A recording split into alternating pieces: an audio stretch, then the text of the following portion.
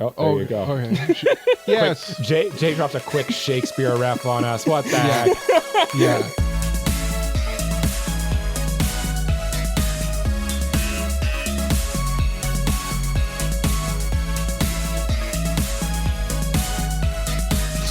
Except for me. I know. Except for me. All right, Crombo Weebs. My name is Cole. His name is Mike. His name is Jay. We like anime, and this is episode 122 of AniPro. It's seasonal awards. That's what we're doing this week. Yeah, seasonal awards. Listen, we did the draft last week, so you know what comes the week after. Mm-hmm. Jay, what comes after the draft? I forget. Can you remind me? A lot of regrets. Yeah. A lot of regrets about things you drafted. Yeah. I'm already second guessing the Train to Busan as the new anime of the season or whatever. So we'll see. I watched the trailer again once I cooled down a little bit, and I was like, I don't know. We'll see. I mean, by the time this episode comes out, we'll probably have more we'll already know. ideas. But we're probably doing a watch party for it, so probably, yeah. Probably.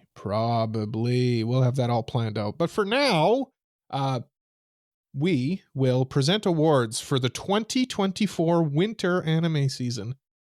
Wow. Excuse me. Which if I do say so myself, was a pretty slow season for the big hitters. Yeah. I mean, listen, guys, what would you, in our patented AniPro rating system, how would you rate this season? Oh, that's interesting. If it weren't for the review, I would have dropped. If it weren't for the awards, I would have dropped this season. There's a few standouts, but I mean, like, they were mostly carryovers from the previous season. I think I'm with Mike. Yeah, if it weren't for the reviews. I think for me, I did hold off on a lot of the shows that came out this season, but like there were a lot of good like sleeper hits that I think not a lot of people were talking about. There were the big ones that everyone was talking about, but like there were a couple in there that honestly should get more love. And I think there was a few like solid 7 out of 10s that flew under the radar. And I think that's what you're kind of getting at. Yeah. And I'm thinking our awards will reflect that too. Mm-hmm. I think so too. So, I mean, speaking of awards, why don't we explain how we'd handle the awards? Yeah. So like we've every year we can change up the category. So this is the first of the year. So there's gonna be some new categories this time, dear listener. New categories, removing categories, changing things around, renaming categories. Right. I just want to specify these will be the categories for the year. Yeah. We will not be adding any more or removing any of them. So now these categories we will run through. Yeah. And these will be the categories at the end of the year for everybody to vote on the Weebies. And I believe the order of the awards too. Like what you're going to see in this episode, you're going to see this 3 more times, baby. Yep. Yeah. Whether you hate it or you like it or you love it, this is it. We've committed. This is the bit. Yeah. This is the bit. So I think we should also specify, last week we did the draft and we did the draft order, which was me, Jay, Mike. Now with the awards, we go in the reverse order because Mike won the draft and Mike's prize is to get first dibs on the awards. Which basically makes like picking the awards way easier because you don't have to worry about someone taking the best show of the season or something like that. Yeah. Tell me about it. And then all of the winners, all of our picks go into a pool for our year-end awards, the Weebies, which we just did in January. And you'll be able to vote for that by the end of the year like you did. That's right. Yeah. I do just want to point out one major change with regards to the anime of the year awards. I mean, we're a year out, so we got lots of time to explain this, but we've got 2 categories now, best continuing anime of the season and best new anime of the season. Those will be pooled together to be anime of the year of the season. Yeah. But yeah, let's get into it. So we're going to be talking about some of the best shows and characters and songs and OPs and from the season, but we should talk about maybe the worst show of the season, the biggest flop of the season. Bringing some spite into AniPro. I like it. Yeah, to open up the awards. Okay. So Mike and I were a little cool on this season. Jay was I don't know, lukewarm, maybe lukewarm. So I feel like this category is a good one to start with. Maybe in this season. Yeah, I think this season kind of basically inspired this category for us because there was a lot of, we were pretty excited. I know we were pretty excited coming into the season, but it was like almost every show we were excited for was kind of like, oh, it's kind of all right. Oh no. I see. I can pretty much guess what your guys. I guess I'll go first for biggest flop for me. I can kind of guess what yours will be, so I'll do mine. My biggest flop was Studio Mappa's Buchigiri. I was very excited for this because I was like, oh, cool. Mappa's doing like a JoJo's type like fighting anime where they have like these spirits who are like genies and it's all like Egyptian themed and stuff. It seems super cool, and then it wasn't. It seemed cool until it wasn't. Then it wasn't. It just honestly, actually, that's the wrong way to put it. It kind of story. Yeah, it honestly was never cool. Actually, like I don't think there was I made it to like episode 7 or something, and then I was just like, I don't care. Yeah. I don't care about any you made of this. It much. None of this is interesting. I'll give you credit. You made it much further than I did, brother. I could not get I think I got 3 episodes in, and I was like, no, this ain't it.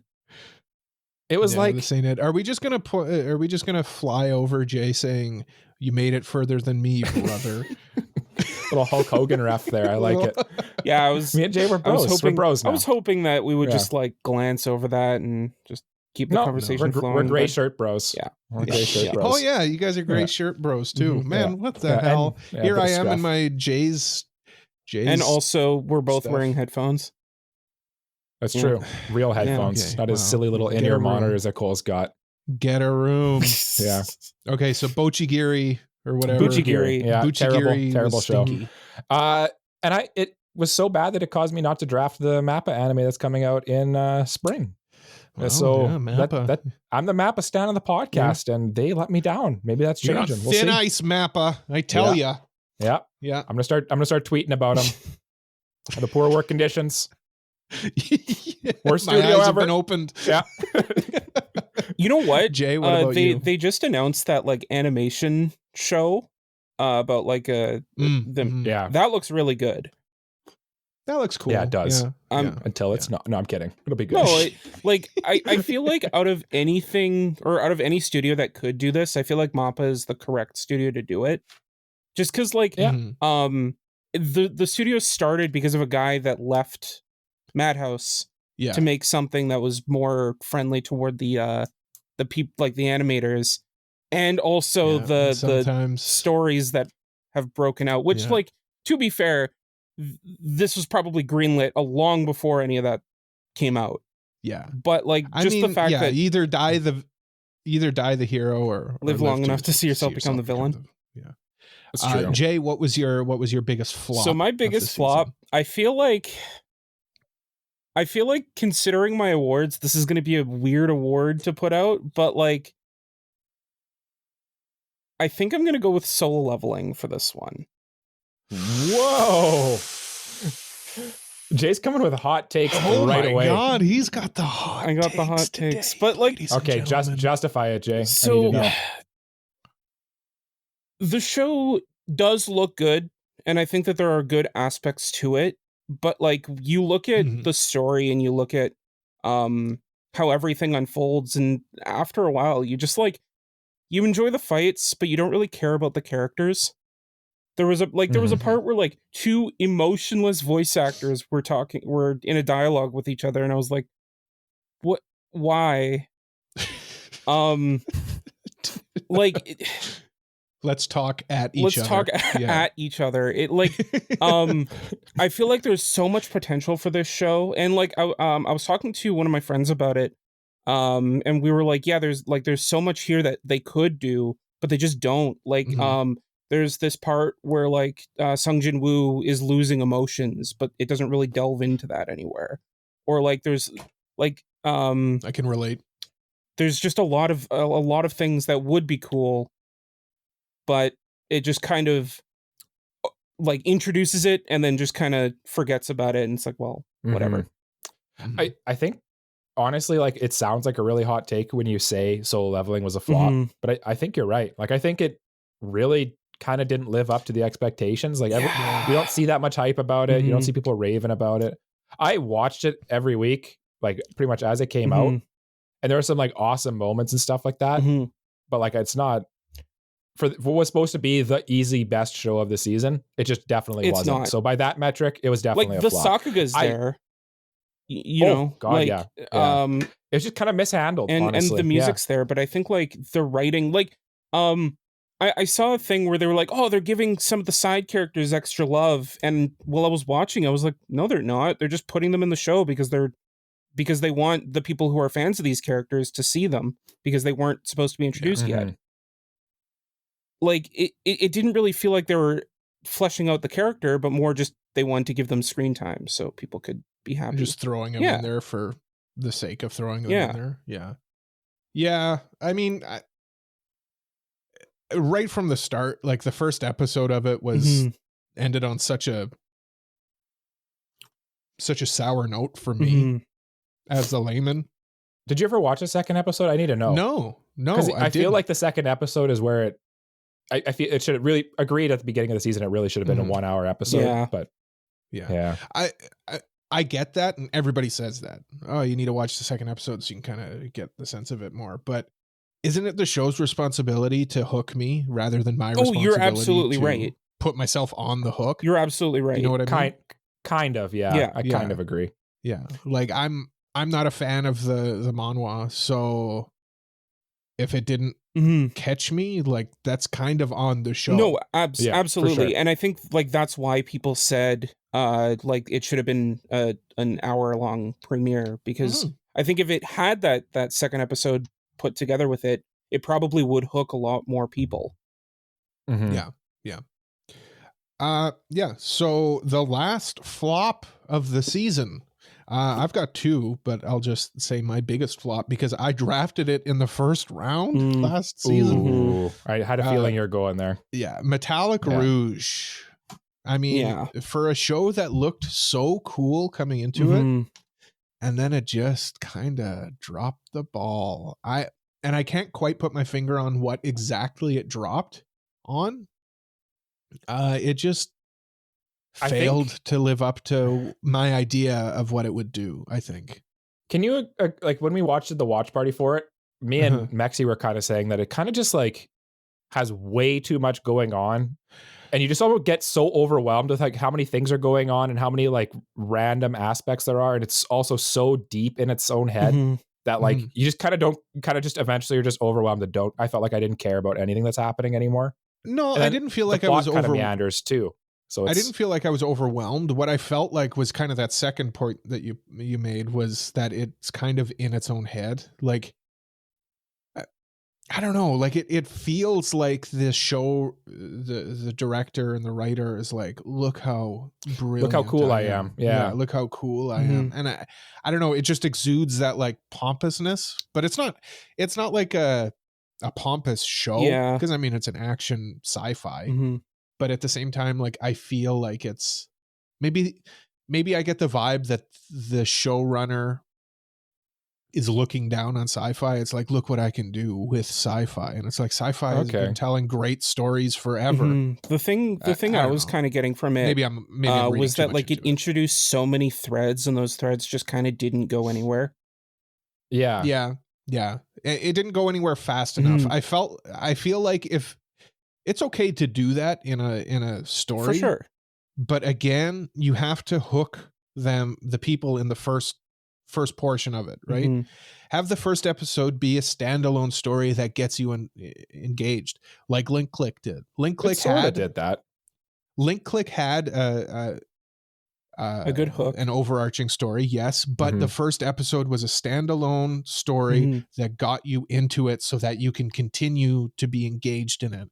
Where this show basically didn't have that. It left you with more questions than answers at the end of the first episode. I kind of think my biggest problem was that it's almost like they put too many eggs in the basket of it being, is it Tokusatsu? Is that the name of the show where they Power Rangers fight?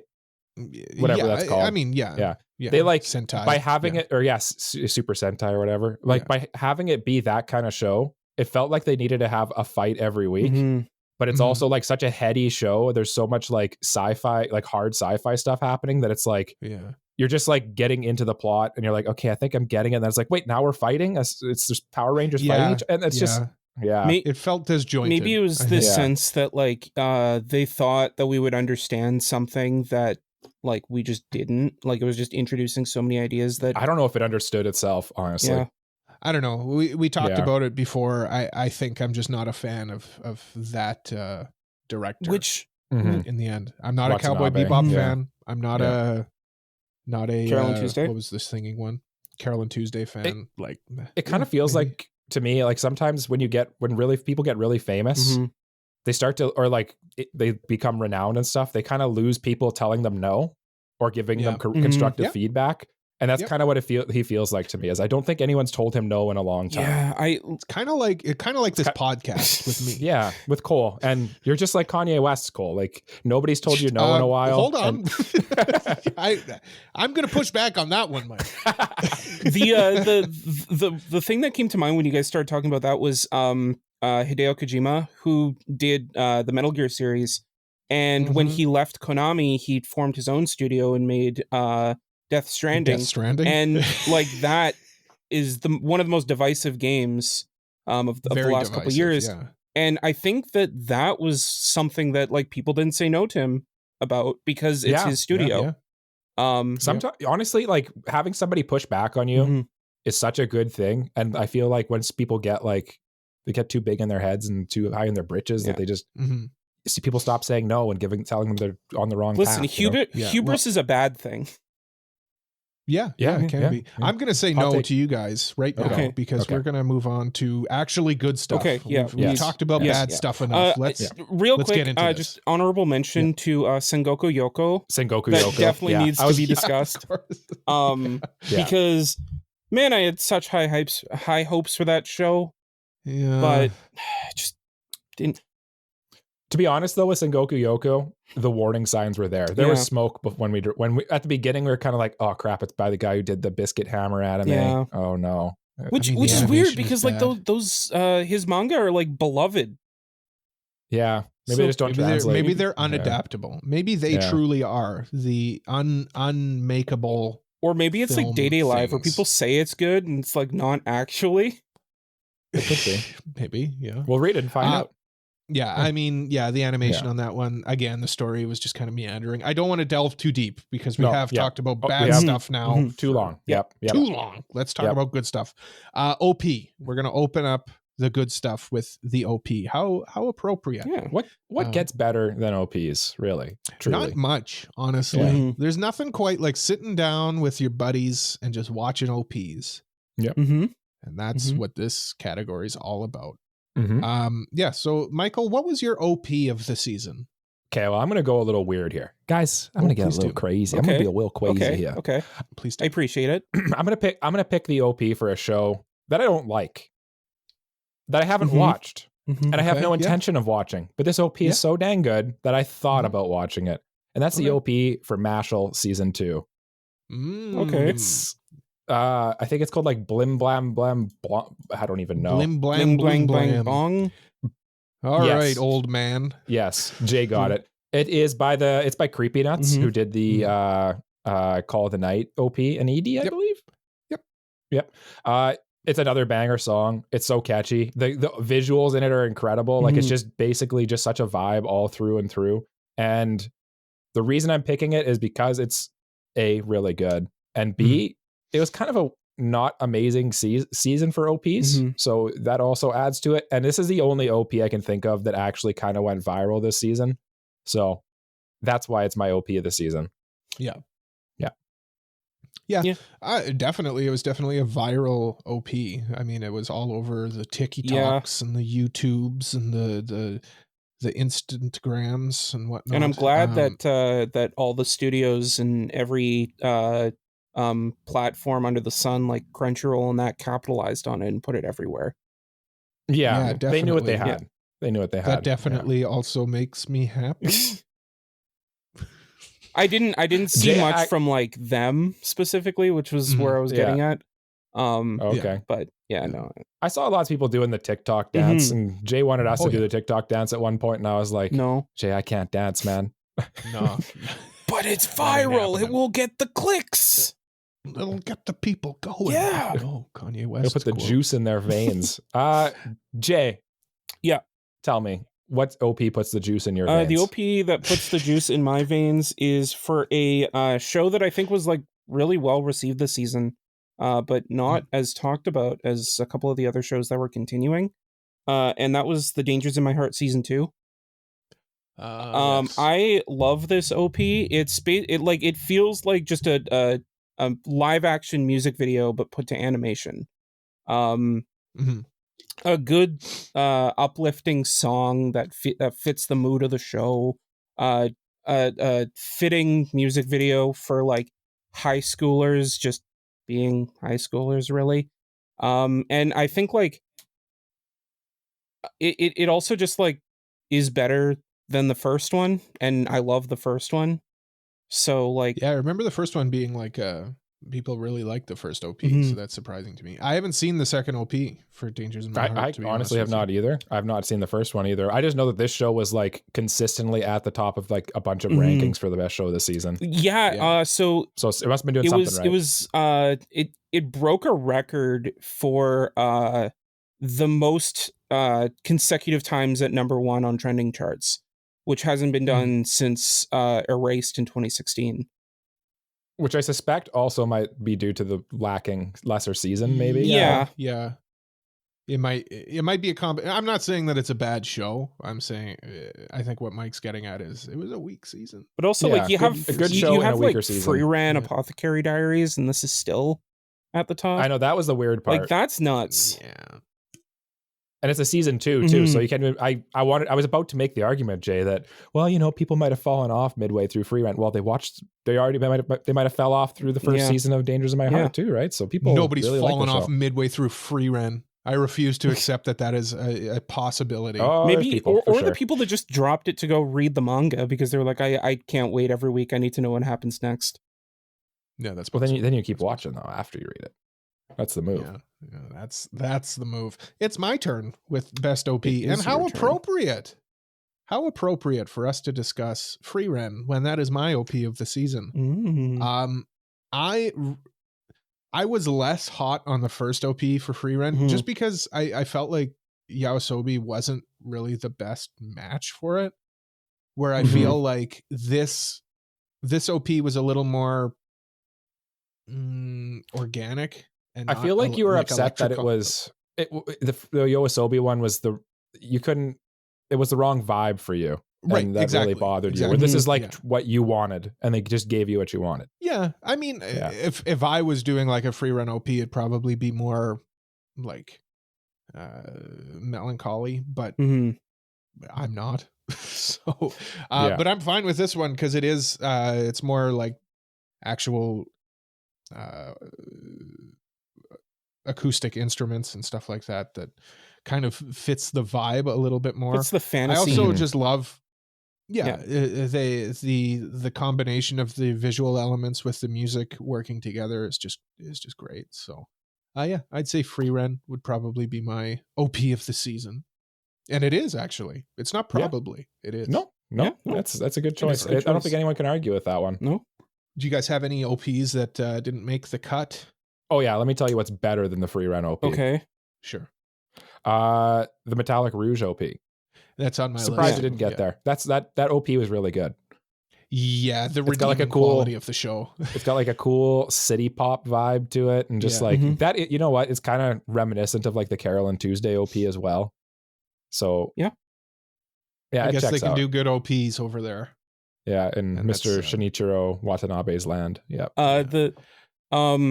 If I were braver and were able to do this, the Persona 3 Reload OP is phenomenal. And that's not anime. It is the anime style and an OP. So I mean,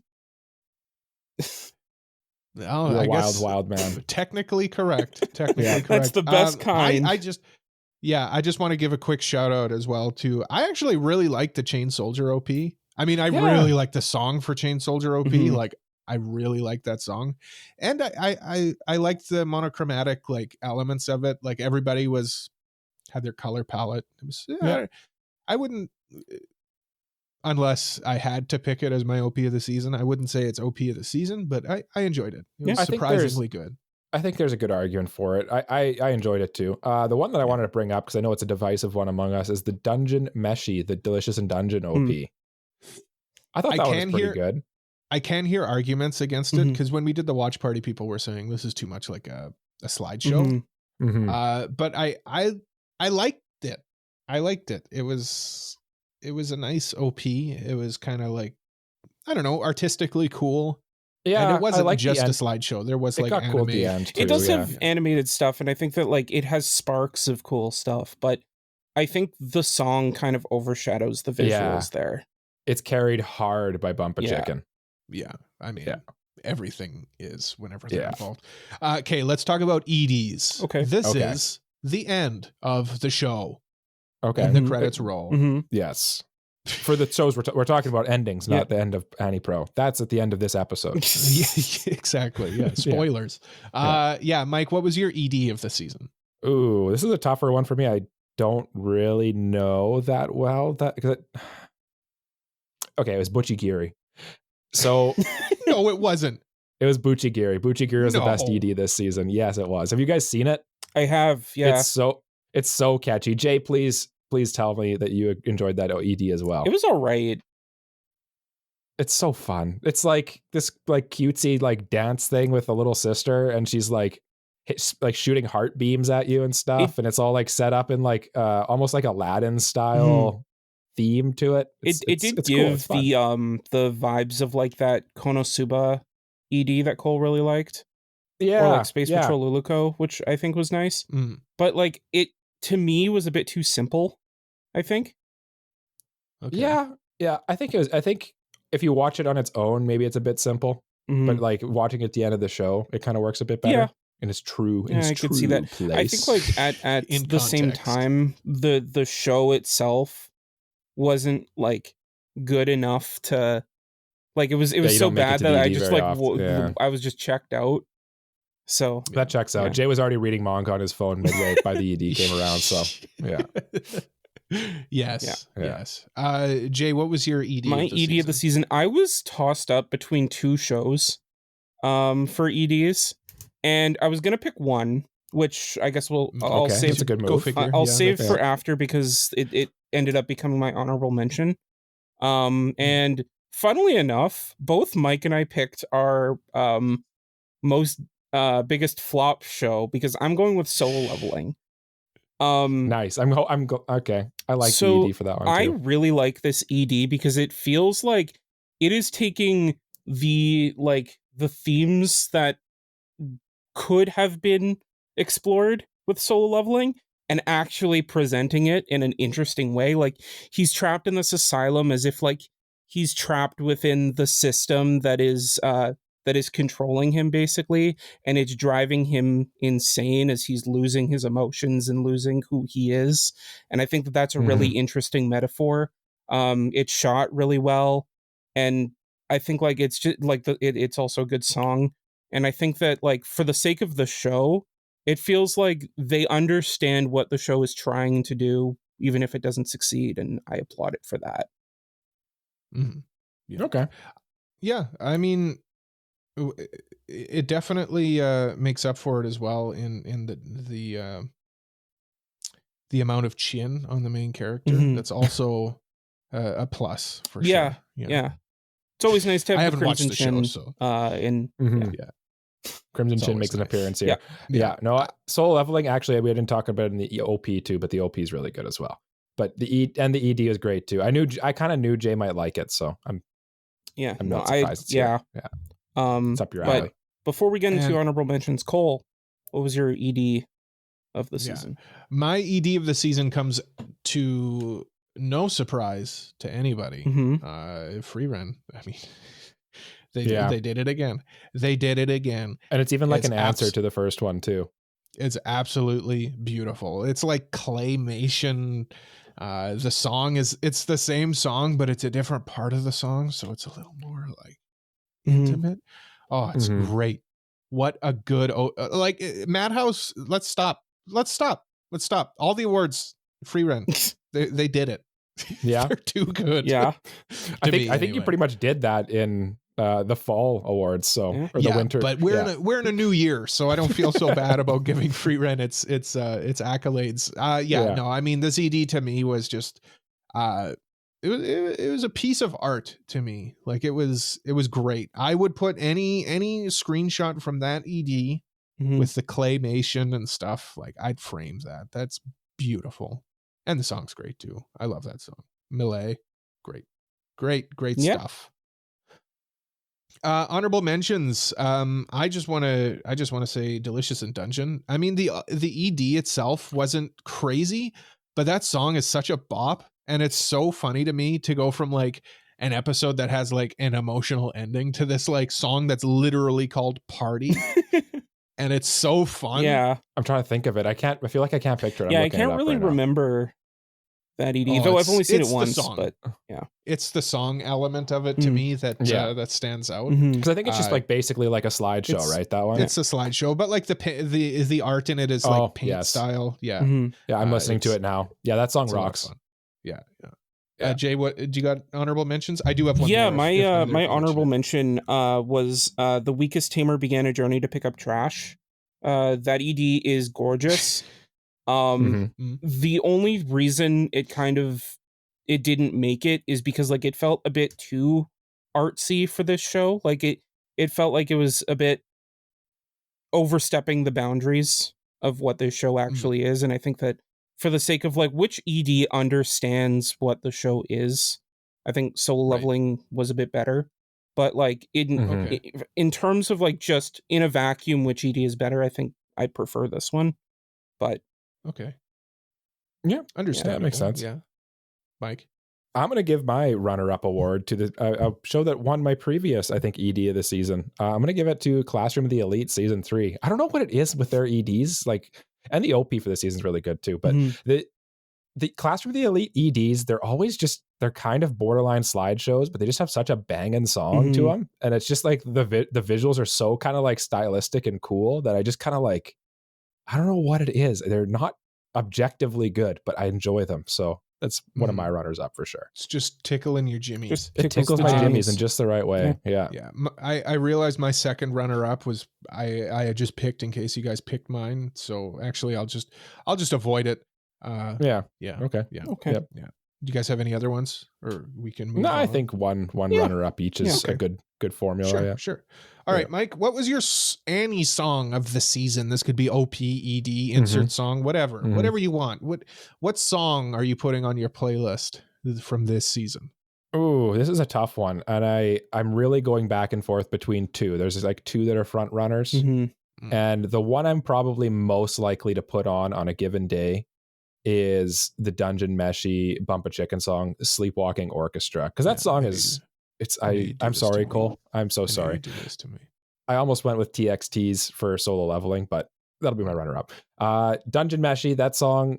Sorry, Bump a Chicken. How can you go wrong with Bump a Chicken? Please help me, Cole. Please help. Sleepwalking Orchestra is the song, and I mean, I can't be mad. I mean, it's nominated now. It's a great song. Bump of Chicken is always good. They release only bangers, and that's all they do, and they're so good, and I love them. He loves them. I feel like banger is a weird word to use for a band like Bump of Chicken, because they're like so like soft rock. They hit, you know, like they hit though. Jay, what about you? What was your my Annie song? Like Mike, it was between two songs, but at the end of the day, there was one song that like I listened to at the very beginning of the season, and it stayed on my playlist and something I would listen to throughout, even when like I kind of stopped watching the show for a little bit. And that was Danger Danger, the second OP for Shangri-La Frontier. That song slaps so hard. It is the most like get hype song of the season, and like for good reason, because they're going out to fight a unique monster, and the get hype thing pays off with that fight. and it's just like such a good, energetic, get hype rock song. And yeah, I love it so much. Do you love it? I love it. I love it. Good. My song of the season, my runner up, I guess, seeing as Mike stole mine. It's the OP for Chain Soldier. It's called Yumi no Ito by Akari Kito. Okay. It's, I don't know how to describe. It gives me like late 80s rock vibes. It's a little. It's not heavy per se, but I just love the chorus to it. I love the hit right going into the chorus. I love her voice. It's just maybe not something you would stereotypically associate with somebody like me, but I enjoy music production, and this song is produced very well. Yeah, that's what I would say about it. I feel like it's a little cheesy, and that's like in the 80s way, and that's kind of I think maybe what makes it endearing. It's cheesy in an earnest way. Yeah, I think. Yeah. That's a good way of putting it. Yeah, I remember. I really like it. Put a chorus on a guitar. Ooh, I love it. Sucker for a chorus, that guy. I love chorus effects. Yeah. I remember you showing it to me, and I get why you would like it. Yeah. It's just a good like pop, like a heavy pop rock song, I'd say. It's probably what I would describe it as. Like you mean heavy pop rock? Like it's a pop rock song that's heavy. Yes, exactly. Yeah. I don't mean it's like very poppy. It's not super. It's a rock song. Yeah. It's a rock song that has pop elements to it. And I really like it. Do you guys have runners up though? I do. If you guys don't, I kind of touched on mine. It was the Solo Leveling song OP from Tomorrow by Together. I just think that the song's called Levels. I think it's just a banger, and I know you guys. It's by Avicii. No, that is a banger too. Levels by Avicii, but no, that's the song hits really hard, and I would probably make it on my playlist too. So that's definitely my runner up. That is Avicii who plays Levels, right? Yes. No, I'm second guessing. Rest in peace. Yeah. Avicii Jay, what about you? Runners up? My runner up is also from Soul Leveling. The soundtrack to Soul Leveling is really good. Sawano is such a good composer.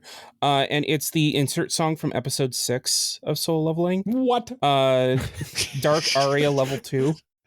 You can't do this to me. It's all right. It's all right. No, he can do it. He can do this. No, he's allowed. Yeah, I know. God chooses an insert song. It's a good insert song. It's classic Sawano, and it just hits. Did it insert tears into your eyes? He did. He inserted feels into my heart. Okay, I need to listen to it because you're gonna have to send that insert song to me because I've for sure heard it. I was not on my radar for these awards. And then I guess to round up the runners up, I'll go with Rouge by Yuka. And that is the OP from Metallic Rouge. Just a banger. It's just a good song. Really good song. Pop. It's like a early 90s city pop, just bop. It's just a bop.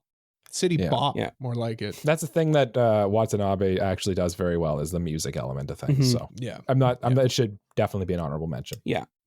All right, production. So this is a new category. So we combined OST and direction into a single category, and we called it production. So Michael, what was your winner for best anime production in our very specific definition? This one, I'm gonna get a little weird with it again, boys. Oh, we love weird stuff. We love a little weirdness here.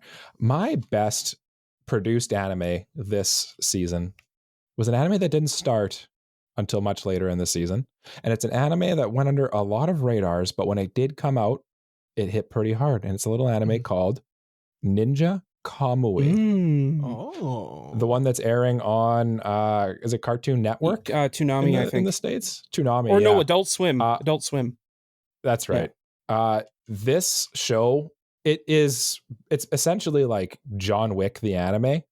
It's basically if you try to make like an American like action thriller show, but you made it like kind of like cyberpunk with ninjas and like this banging soundtrack, and like the soundtrack's awesome, the direction and all the fights are really great. It just like is such a cool looking show with so many like the cool factors like amped up to 1 billion, And I just really appreciate all of that. And I thought that's why it's going to be my best directed show. And you know what's very interesting? Is that the director for this show is the guy who did the first season of Jujutsu Kaisen and the movie of Jujutsu Kaisen too. So there's a good pedigree there. So the action must be very good. And you did mention the OST. You enjoy the music as well in this show. Yes, lots of and like when you're watching, it's scored like a movie. So like as you're watching it, it's, you know how sometimes things feel very anime when you're watching it, like it hits all the predictable anime notes. Like this one hits all like the predictable like Hollywood blockbuster notes, and I thought that was kind of neat for an anime. Cool. Yeah. I'm definitely interested in that one. I Jay, think what you'd about really you? like it. For my best production of the season, it goes to, again, a show that I said I didn't like, and I still don't like it, but it technically is good on a technical standpoint. It is good. I just don't like it. It is good, just the story sucks. Objectively good, the bad show. And that's Solo Leveling. And that's okay. like, I mean, the Sakuga goes hard where it does, but like the thing, and Sawano is amazing at what he does. Like it fits the vibe of the show. But the thing that kind of pushed it over the edge for me was the voice acting. And the fact that they did 2 different voice lines for the show, depending on where they were releasing it. The different names. The different names, the fact that like I think in Japan, the show's set in Japan, where for the localization it was just like they kept it in Korea and everything. And the fact that they took the care to do that just kind of won me over. And I mean, objectively, like that work paid off. Yeah. So you appreciate it you appreciate the good parts of it. Yeah, for sure. That's what you're saying. For sure. Yeah. For me, production, OST, direction, say it with me, frieren. Oh, what a surprise. What a surprise. I mean, OST, I think it won OST for me last season. I mean, inarguably the OST for the show is great. And I mean, like Madhouse like put their A team on this one. The direction is so good on it. I mean, Jay mentioned voice acting, so I'll throw that in there as well. Like the voice acting cast in this is terrific. Frieren is very good. I would recommend it to everyone for all of the reasons stated now and before, but none of the reasons later, though. That's what we in the biz called a hint. I don't know. I don't know what you're getting at anymore. I'm losing it. He's losing his marbles. That jersey's too tight. You got any runners up? Hold on, let me pull up my paper here and see my runners up. I had frieren as a runner up. And then I have to decide between these two for which one my runner up was going to be. I'm going to go with, I think Apothecary Diaries would be my runner up, because it really, again, it's just done so well. Studio OLM they hit it out of the park with Apothecary Diaries. I really think that it's gonna wind up being one of those all-time anime. I honestly think so. I think it's gonna be in like it's gonna go the distance, as they say. And just I actually think that I might have gave Apothecary Diaries the direction award last season. I can't really remember. I think this season was done better. Honestly. Yeah. So yeah. I mean, I think like the highs of this season were so high. We were eating real good with like the really good shows. Apothecary Diaries, frieren. I mean, even Dangers in My Heart. Yeah. I didn't watch it, but I know that there's a reason why everybody liked it. It's good. So it's a good show. It's good. It's a very good show, in fact. Stay tuned for the end of the episode. Ooh. Okay, what's your runner up here for production though? For production, I'd probably, this is tough because I didn't really think about production much after I picked a winner, because I was like, I mean, you don't need one. Yeah, no. If you don't have one off the top of your head. No, I think okay. Okay. There you go. I mean, hey, your Let it winner ride. stood out to you. My runner-up then, I guess, would have been Delicious in Dungeon. That's my next runner-up. Yeah. Yeah, the direction in it was really good. It was definitely Trigger, and I liked the OST in it too. It was nice. It was good.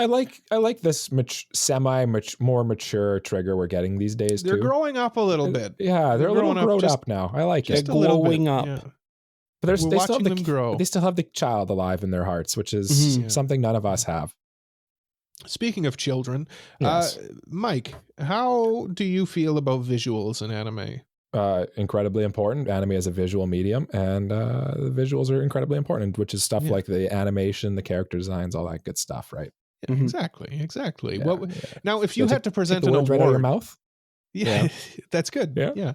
If you had to present an award to an anime for visuals this season, what would it be? Okay.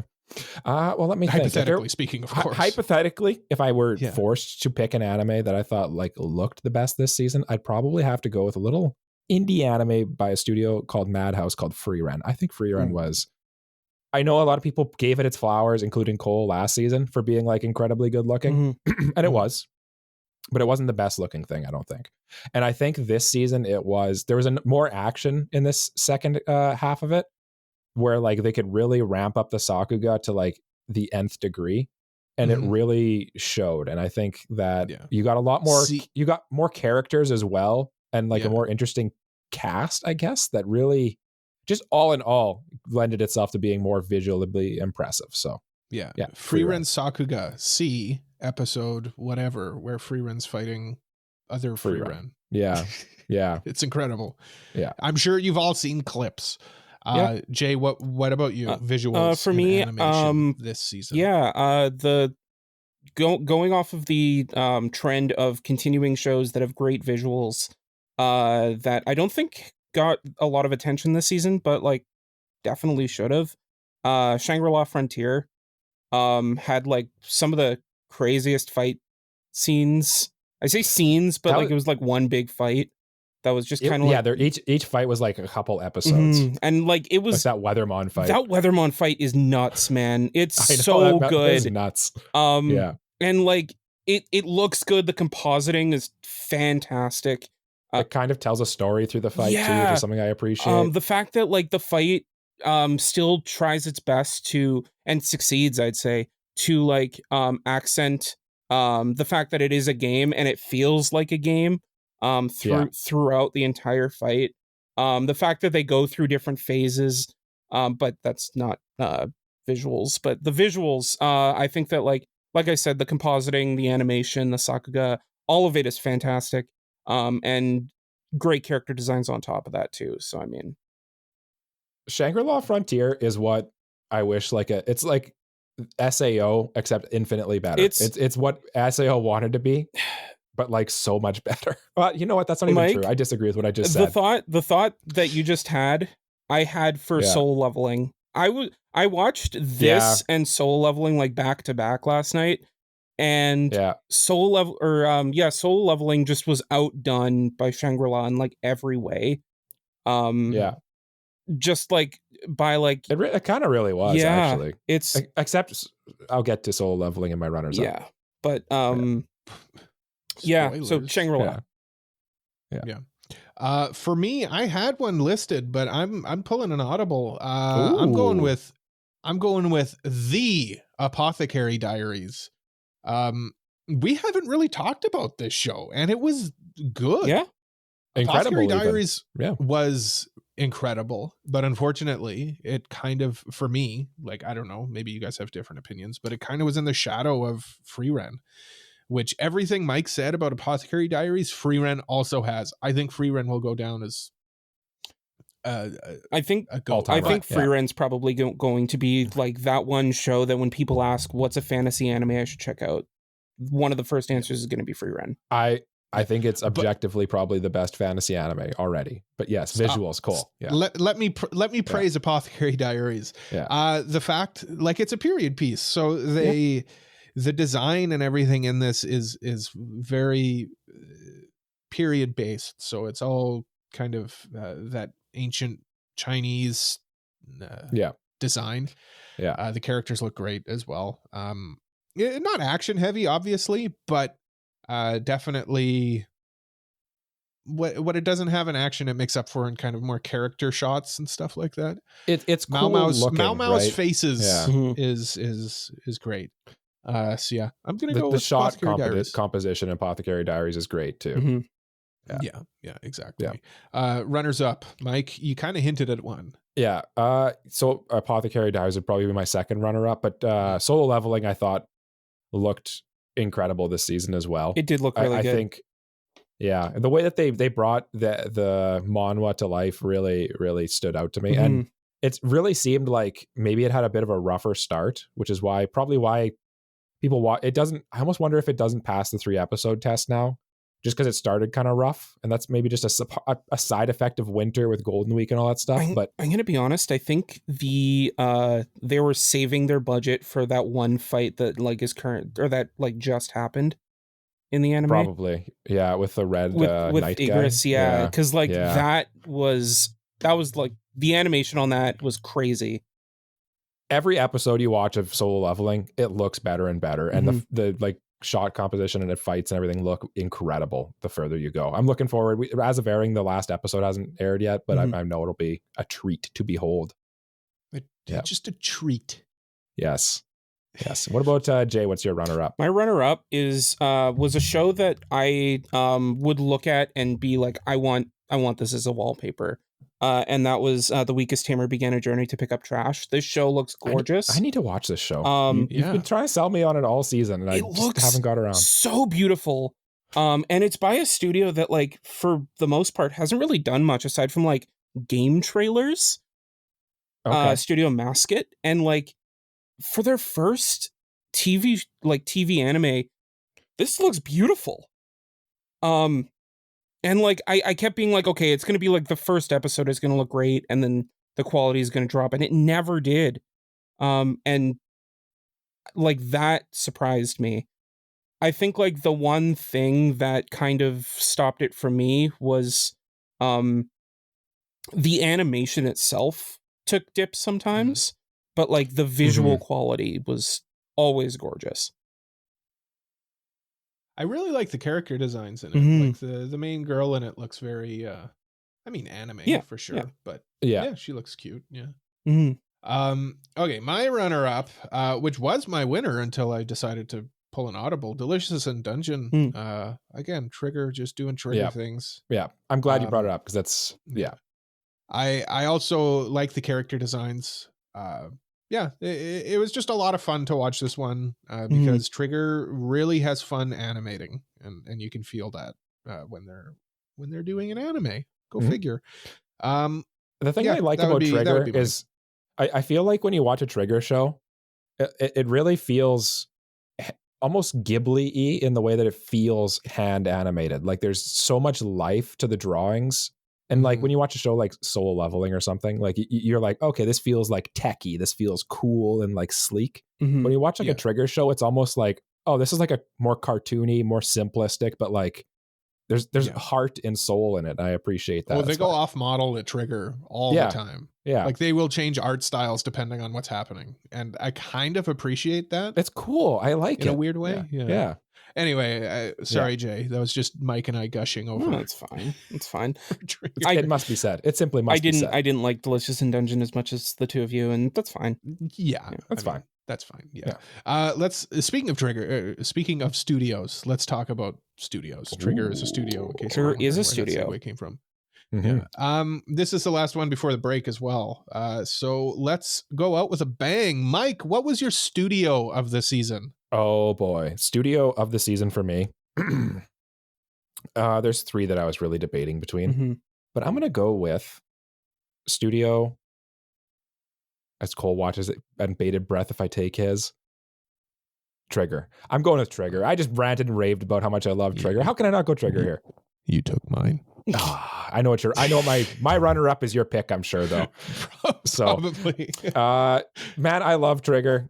I'm going to vote for them probably every time because I love everything they do. They're great. I'm looking so much forward to Panty and Stocking, the reboot, because I need to watch Panty and Stocking, but it's going to be fun. But Delicious in Dungeon. I'm so glad it's airing for another 12 episodes, and it is very good. I feel like I just finished talking about Studio Trigger. So is there anything I don't know if there's much left to say. Trigger's good. I love them. Continue being Trigger. Continue doing you. And Jay?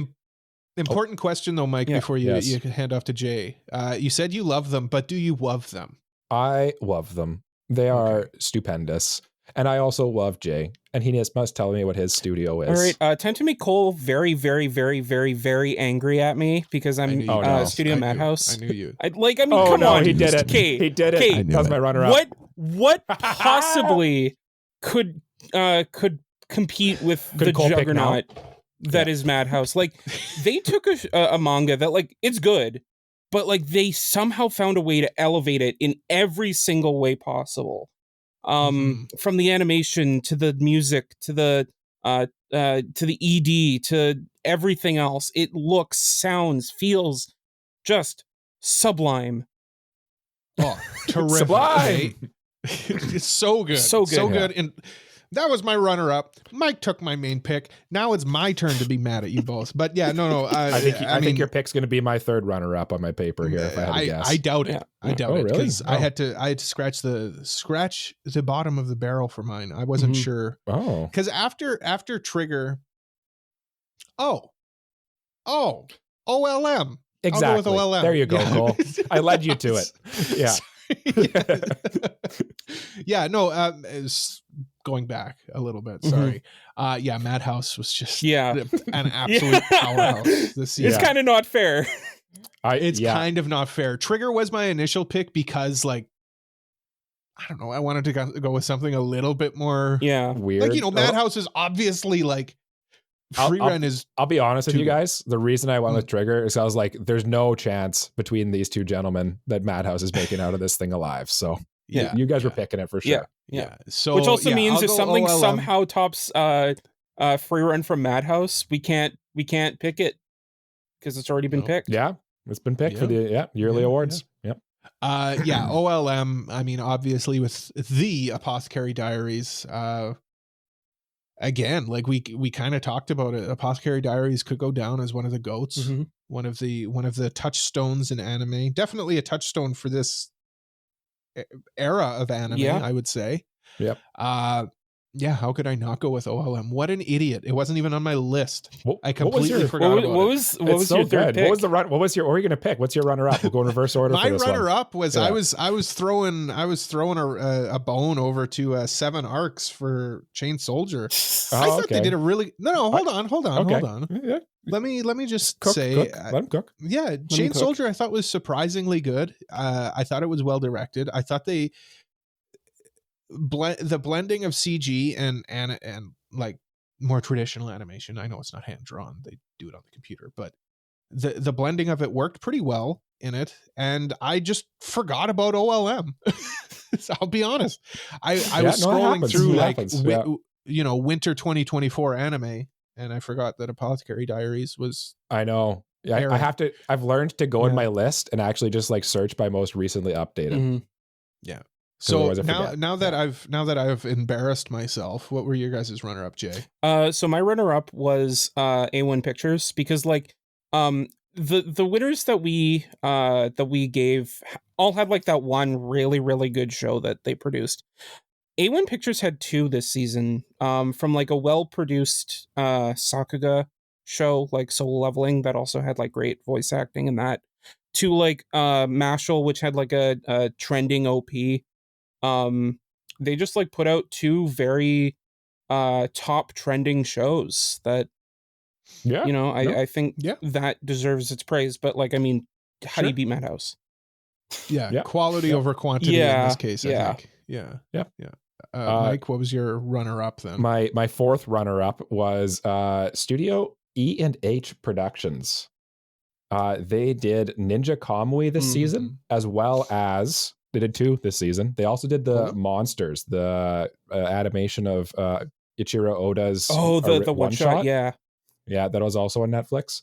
And they're both really good. Honestly, they're an up and coming studio. I think they're also another one of those Mappa where someone leaves Mappa and goes and starts their own studio. It's the tradition that happens with yeah.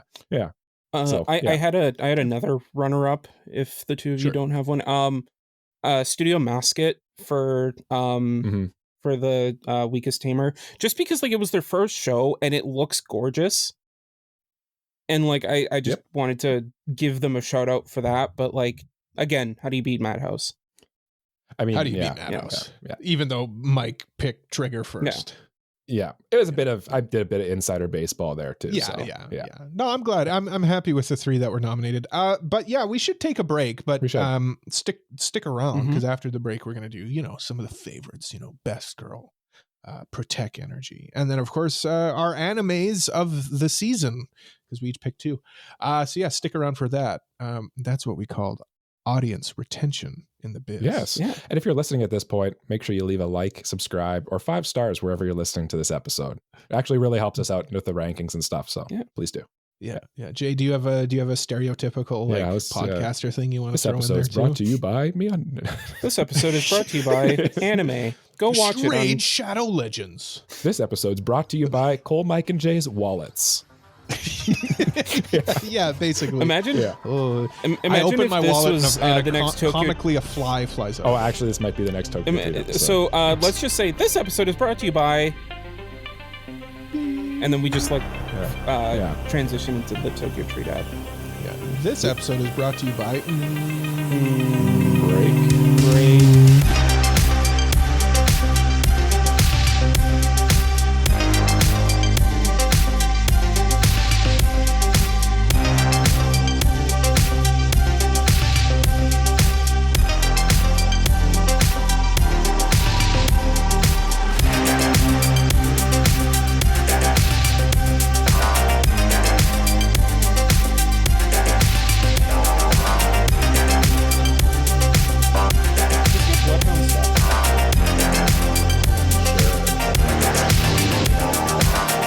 Welcome back to the AniPro podcast. We're continuing the awards in this award show where we give awards to 2 awards. And stick around where we give the coveted award where the award will be given to the most awardly award. The award that deserves it the most. That's right. And the nominees are Michael, Jay, Cole. Jay, vote down below Dimple.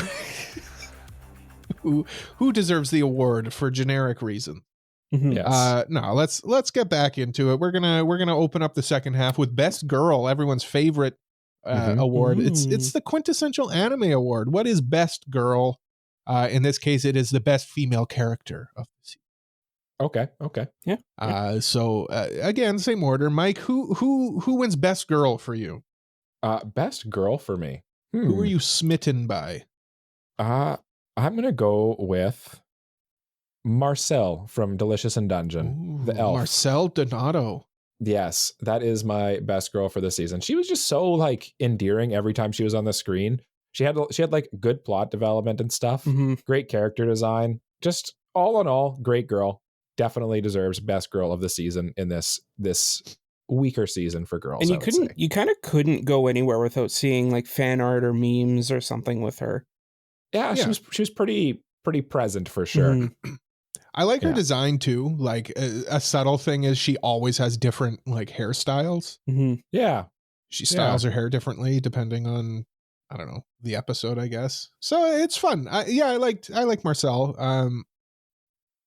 She was just fun in that dynamic as well, where the main character wants to eat all the monsters and she was just always not into it until she started eating them, and then she begrudgingly enjoyed eating the monsters. Yeah, classic. It was fun. It was a fun dynamic. Or Jay, like when she like runs out of mana or something like that, and she's had like, honestly, when I think of Delicious in Dungeon from this season, she had almost all the best moments. Yeah, and I appreciate that. Sorry. Yeah. Yes, Jay. Yes. Tell us about your bestest girl. My best girl from this season was Riche from Seventh Time Loop. I love her motivation and her backstory. I think like for the villainous genre, she definitely stands out as not just like the typical villainess character, but there's a lot more to her than that, and how you've seen her grow via the loops is very interesting, and how she picked up the different things that she has. Her her relationship with Arnold is very interesting and all that, and just also the fact that she takes charge and she's not like a damsel. She's kind of a badass. She's kind of a badass. Yeah. So I don't know who this is. She has pink hair. Everybody in the show has very shiny, greasy hair. Mm-hmm. She's died 6 times, and she's learned a lot from it, and she's determined to not do it again. And she's a very good girl. Yeah. She does the classic trope too that like it happens in so many fantasy, and I always love when it happens where she goes undercover as a man to learn sword fighting skills or something like that. Mm-hmm. Mm-hmm. I always love that. And I think it's such a cool like dynamic, and I liked Risha too. Yeah. Mulan did it first. I think 12th Night did it first, actually. I'm by William Shakespeare. There you go. Okay. Yes. Jay drops a quick Shakespeare ref on us. What the heck? Yeah. I can't top that. I can top Shakespeare, the greatest poet of our time, of all time. Of our time. Yeah. Mike's a vampire. Yeah. Yeah. All right. Best girl from me. I'm going to go with Utena Hiragi from Gushing Over Magical Girls. I thought she was so fun. She was, I liked the dynamic between her and like her Magia Brazier character. I don't know. She was just fun to me. She kind of like, I know it's a silly, ultra ecchi show, but she has like a character development in it, which is hilarious to say about this show. But like, she kind of learns to be more confident in herself and her, you know, her underlying tendencies. Her underlying tendencies, let's say. I liked her. I mean, and like, I want to go with somebody different. You know, my runner up, which probably should have won, I didn't want to nominate because, well, she won Best Girl last year, so I'll just push her off to the side, and I'll go with Hiragi. I enjoyed the show partially strictly because of her. She's a lot of fun, and she can be badass. She can be funny.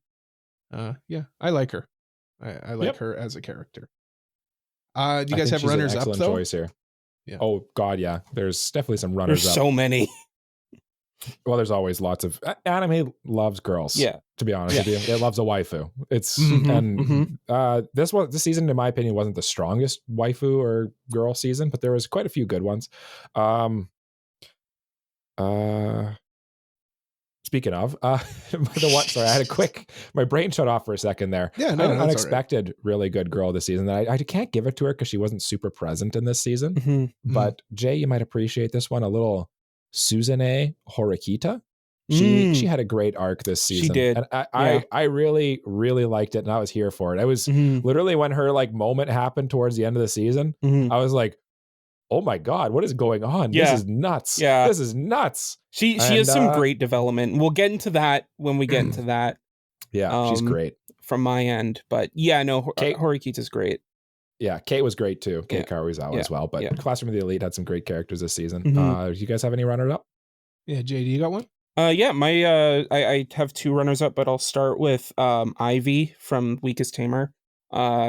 Just a sweet little girl that deserves the world, and no harm to come to her. And that's foreboding. Well, I mean, based on her backstory, but just also like how it's an isekai, but like instead of it being like she retains the memories of her last, of her previous life, it's more like her previous incarnation speaks to her from time to time. Interesting. And it's indicated not through like actual dialogue, but you'll just hear like a bell chime, and that's when like she'll get information from her previous life. Does she just like a bell chimes and she's like just like stares into space for a second? So like you'll hear like a bell chime, and then she'll like repeat what like her previous life said, to her, and Oh, so like she'll be like, "What do I do about this?" And then like you'll hear like a bell chime, and she's like, "Oh, so I should do that? Okay." okay. Which I think is a really interesting way to do isekai, where it's less like one life, but more like there are two people inhabiting that person. Yeah, that's something isekai doesn't do very often. Is actually like they don't use their previous life's knowledge very often. Yeah. But yeah. Yeah, my runner up, I'll just quickly say it, and then I'm gonna go off to a different one because Mao Mao was obviously probably the one I should have picked. Yeah. But she won last year, so Mao Mao, you can sit in the corner with your trophy. I want to give a runner up to Ubel from Frieren. Yeah, step on me, and that's it. Just stop there. No, she's so cool. She was so cool, and like I know her name means this. Maybe that's a spoiler. I don't care. She's cool. Listen. If you need to, if you're watching Frieren and you meet this character named Ubel, and then you find out that her name translates to evil in German, you're like, that's not surprising. Yeah, No, like, and I mean, like her power is like she's strong because she's confident.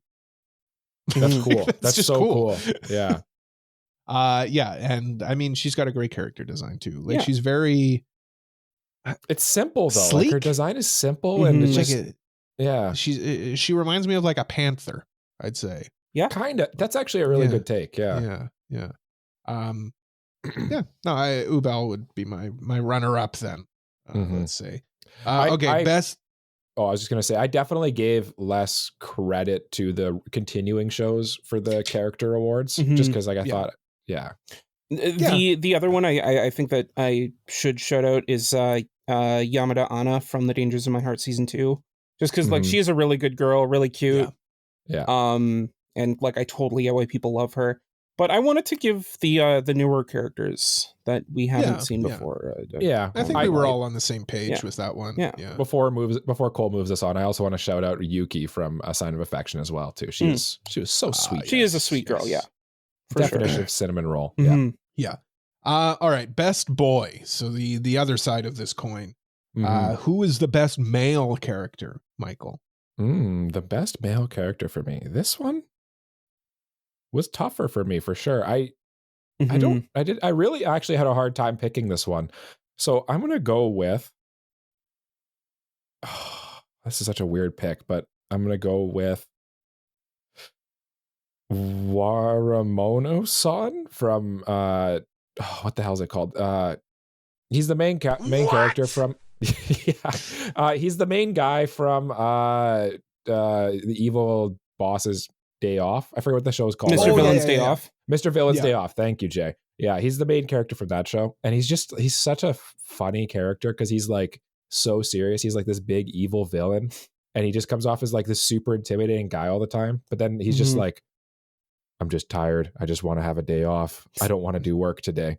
Yeah, I just want to watch. I just want to go look at pandas and eat sweet treats and just have he's fun. Me for real.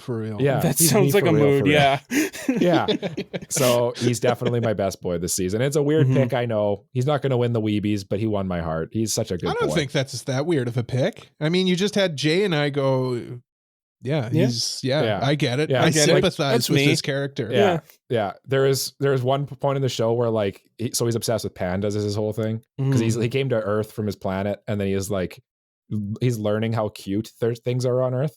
Yeah. So like he's obsessed with pandas and he like goes to buy panda shaped bread and then the lady says, "Oh, okay, we can cut it into like as many slices as you want." And he said, "Why would you do such a cruel thing?"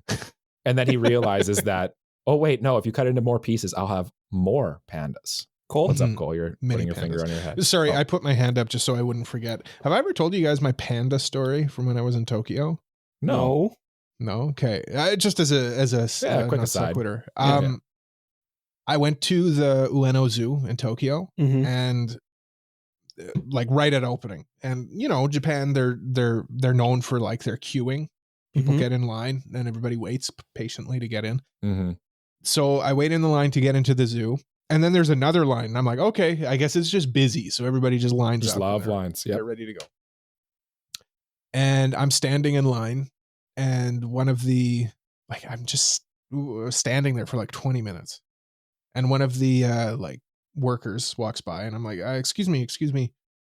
It was the first time I used like Google Translate on my phone because I had a question. I'm like, what is this line for? Mhm. What is this?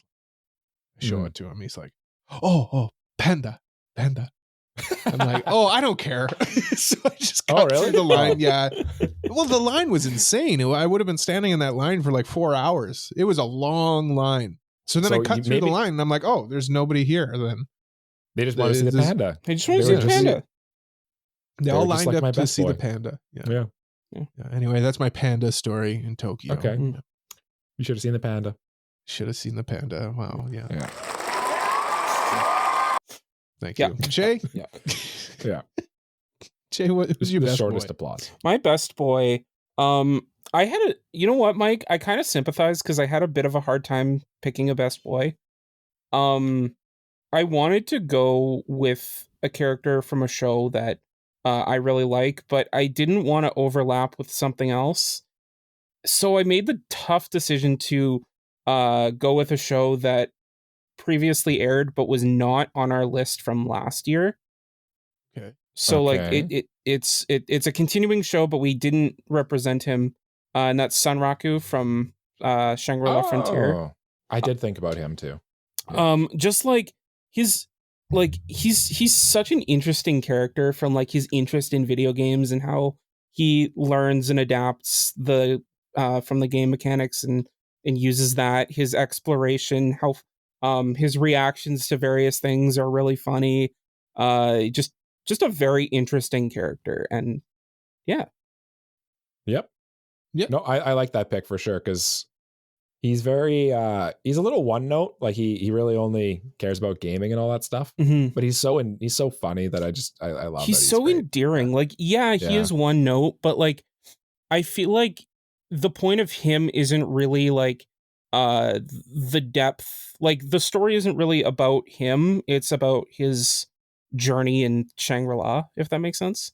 Yeah, he's a cool character though. Mm-hmm. Yeah, he's got more personality than like your other isekai protagonist for sure.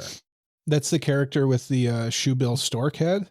Yeah, he's Birdman. Yeah, Bird boy. Okay. Have I ever told you guys my story about seeing the shoebill stork in Tokyo Zoo? No, you didn't. Us. Yeah, I saw a shoebill stork in Tokyo Zoo, and it was very impressive. Wow. I like those birds. I like them. Sorry. I think that's the one that isn't it kind of scary looking? They're kind of scary looking. They look like dinosaurs. They're very tall and they have huge bills. And they're just big like wide boys. Yeah. Mm-hmm. They look angry kind of. Yeah. Yeah. My best boy for this season would be Yuki Wakura from Chain Soldier. I thought he was fun. Again, it's another one of those super ecchi shows, but I liked his dynamic with the girls. I like how he is the only guy in this environment that's dominated by women, which is in and of itself is cool. They have like a good reason why it's dominated by women too, right? There's a good reason why he's basically in this harem. Yeah, exactly. Yeah. And he's got a cool power. He hear me out. He also had like a pretty emotional like moment towards the end of the season. Mike, have you been keeping up with this show? Oh yeah, I'm done. Yep. Yeah, like he's reunited with somebody that he thought he had lost a long time ago. And it's kind of sweet considering how the show is not that. It's not what the show's about. I don't know if I agree with you, Cole. I think the show is sweet. It's just also very horny at the same time. Mm-hmm. You can be sweet and horny. Yeah. What I mean is like it's not what you would expect it to be. No. I would tell people to watch this show. It's actually pretty good. Just get past the nipples. Yeah. Just get past the nipples. But I mean, the thing I appreciate with your boy Yuki too is that like a lot of the times these harem protagonists are just like impossibly sweet. Like they're like, oh no, I don't want the girl to put her boobies on my face. It's like, no, average guy, the average 16-year-old boy wants the boobies on his face. And this guy, he's like, yeah, I kind of do want the boobies on my face. Well, like, I mean, the whole reason that they do all these things is because it's his like latent desire, right? So, yeah. It just felt a little more honest. Yeah. And I appreciate that. Yeah. It felt more honest. It felt a little less Yeah, honest is the word I'd use. Great thing about this show too is most of the characters are adults, which is a plus. Yeah. Yeah. I think Yuki even is if not 18, he's like 17 because he just graduated high school. Yeah, I think they're like in their college age, I think. Yeah. You guys got any runners up though, Mike? For boys? Yeah, I really enjoyed from Delicious in Dungeon, Senshi and Leos. Great characters, great guys. Those were both my runners up. Yeah, they're so good. Well, the reason I didn't pick either of them is because they kind of stole each other's thunder a little bit, and like they're almost like a pair. They're almost like a duo, right? And great gags! Like and just the gags between them. Yeah, like when they're getting into each other about like how they want to prepare something, or like one of the best gags is when they wash Senshi's beard. And it just turns into like this huge puff. Yeah. Good gags in that show. Yeah, those were both my runners up, so I don't have any more. Jay, do you have? My biggest runner up was Arnold from Seventh Time Loop. I think Arnold from Hey Arnold. Yeah, exactly. Not Kyle. No. Who's Kyle? Arnold from Hey Arnold. No, Arnold from Seventh Time Loop. The lockbox works, man. Like, what's his name? Excuse me? The guy that directed the Star Wars sequels. What's his name? What? The mystery box. The mystery J.J. box. Abrams. J.J. Abrams. Yeah, his lockbox. Oh, okay. It works. All of the mysteries surrounding him, like how he became the thing that he was, that caused this whole thing to begin. The intrigue of like why he like fell in love with Reish is like so intriguing. There's so much mystery surrounding him, and just trying to figure out like what's going on with him was an interesting ride. So yeah. And I'll just throw him out there because the show was popular. Kyotaru Ichikawa. Because I know Dangers in My Heart was a very popular show this season. So another very popular show we didn't talk about too was Solo Leveling. And I feel like I feel like the main character, I forget what his name is right now.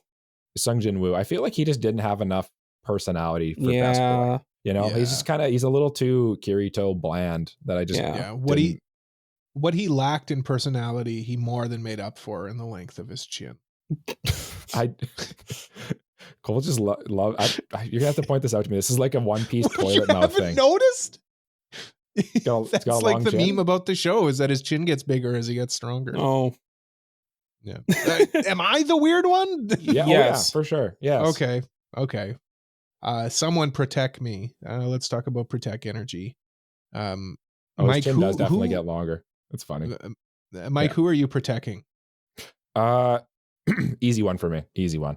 I'm glad I went first because I'm sure that this would. I don't actually. Maybe you guys didn't watch this show, but Yuki from A Sign of Affection, the main girl from it, the deaf girl. She just is such a cinnamon roll, and her life is so tough.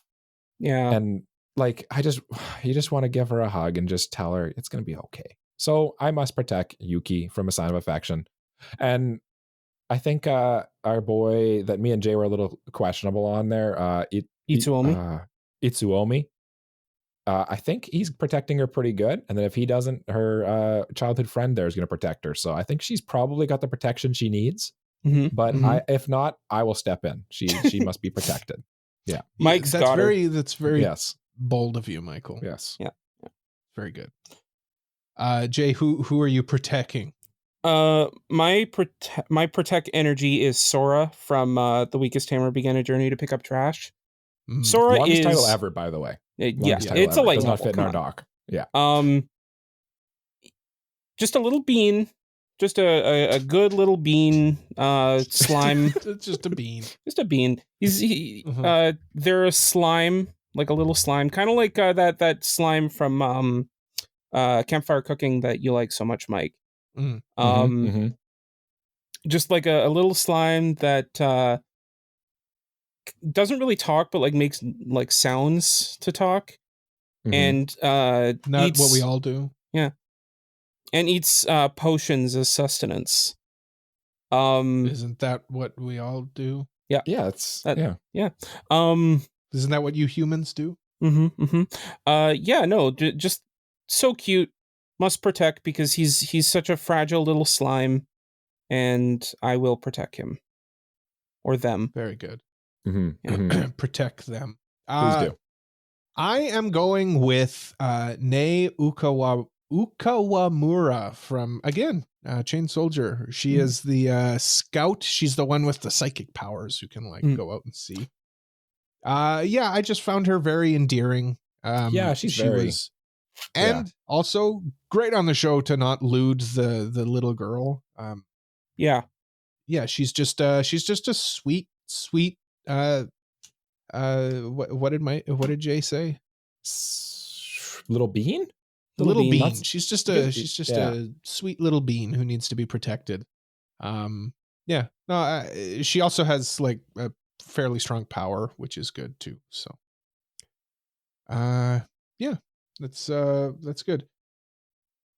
Okay, so let's do the next category, which we definitely didn't forget to add. Right. Yes. Best drip. So which character had like the best drip?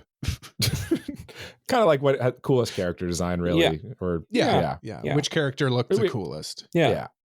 And I'll start it off, as I always do this season, with a character that I just talked about. I'm going to go with Yuki from A Sign of Affection as my drippiest character for this season.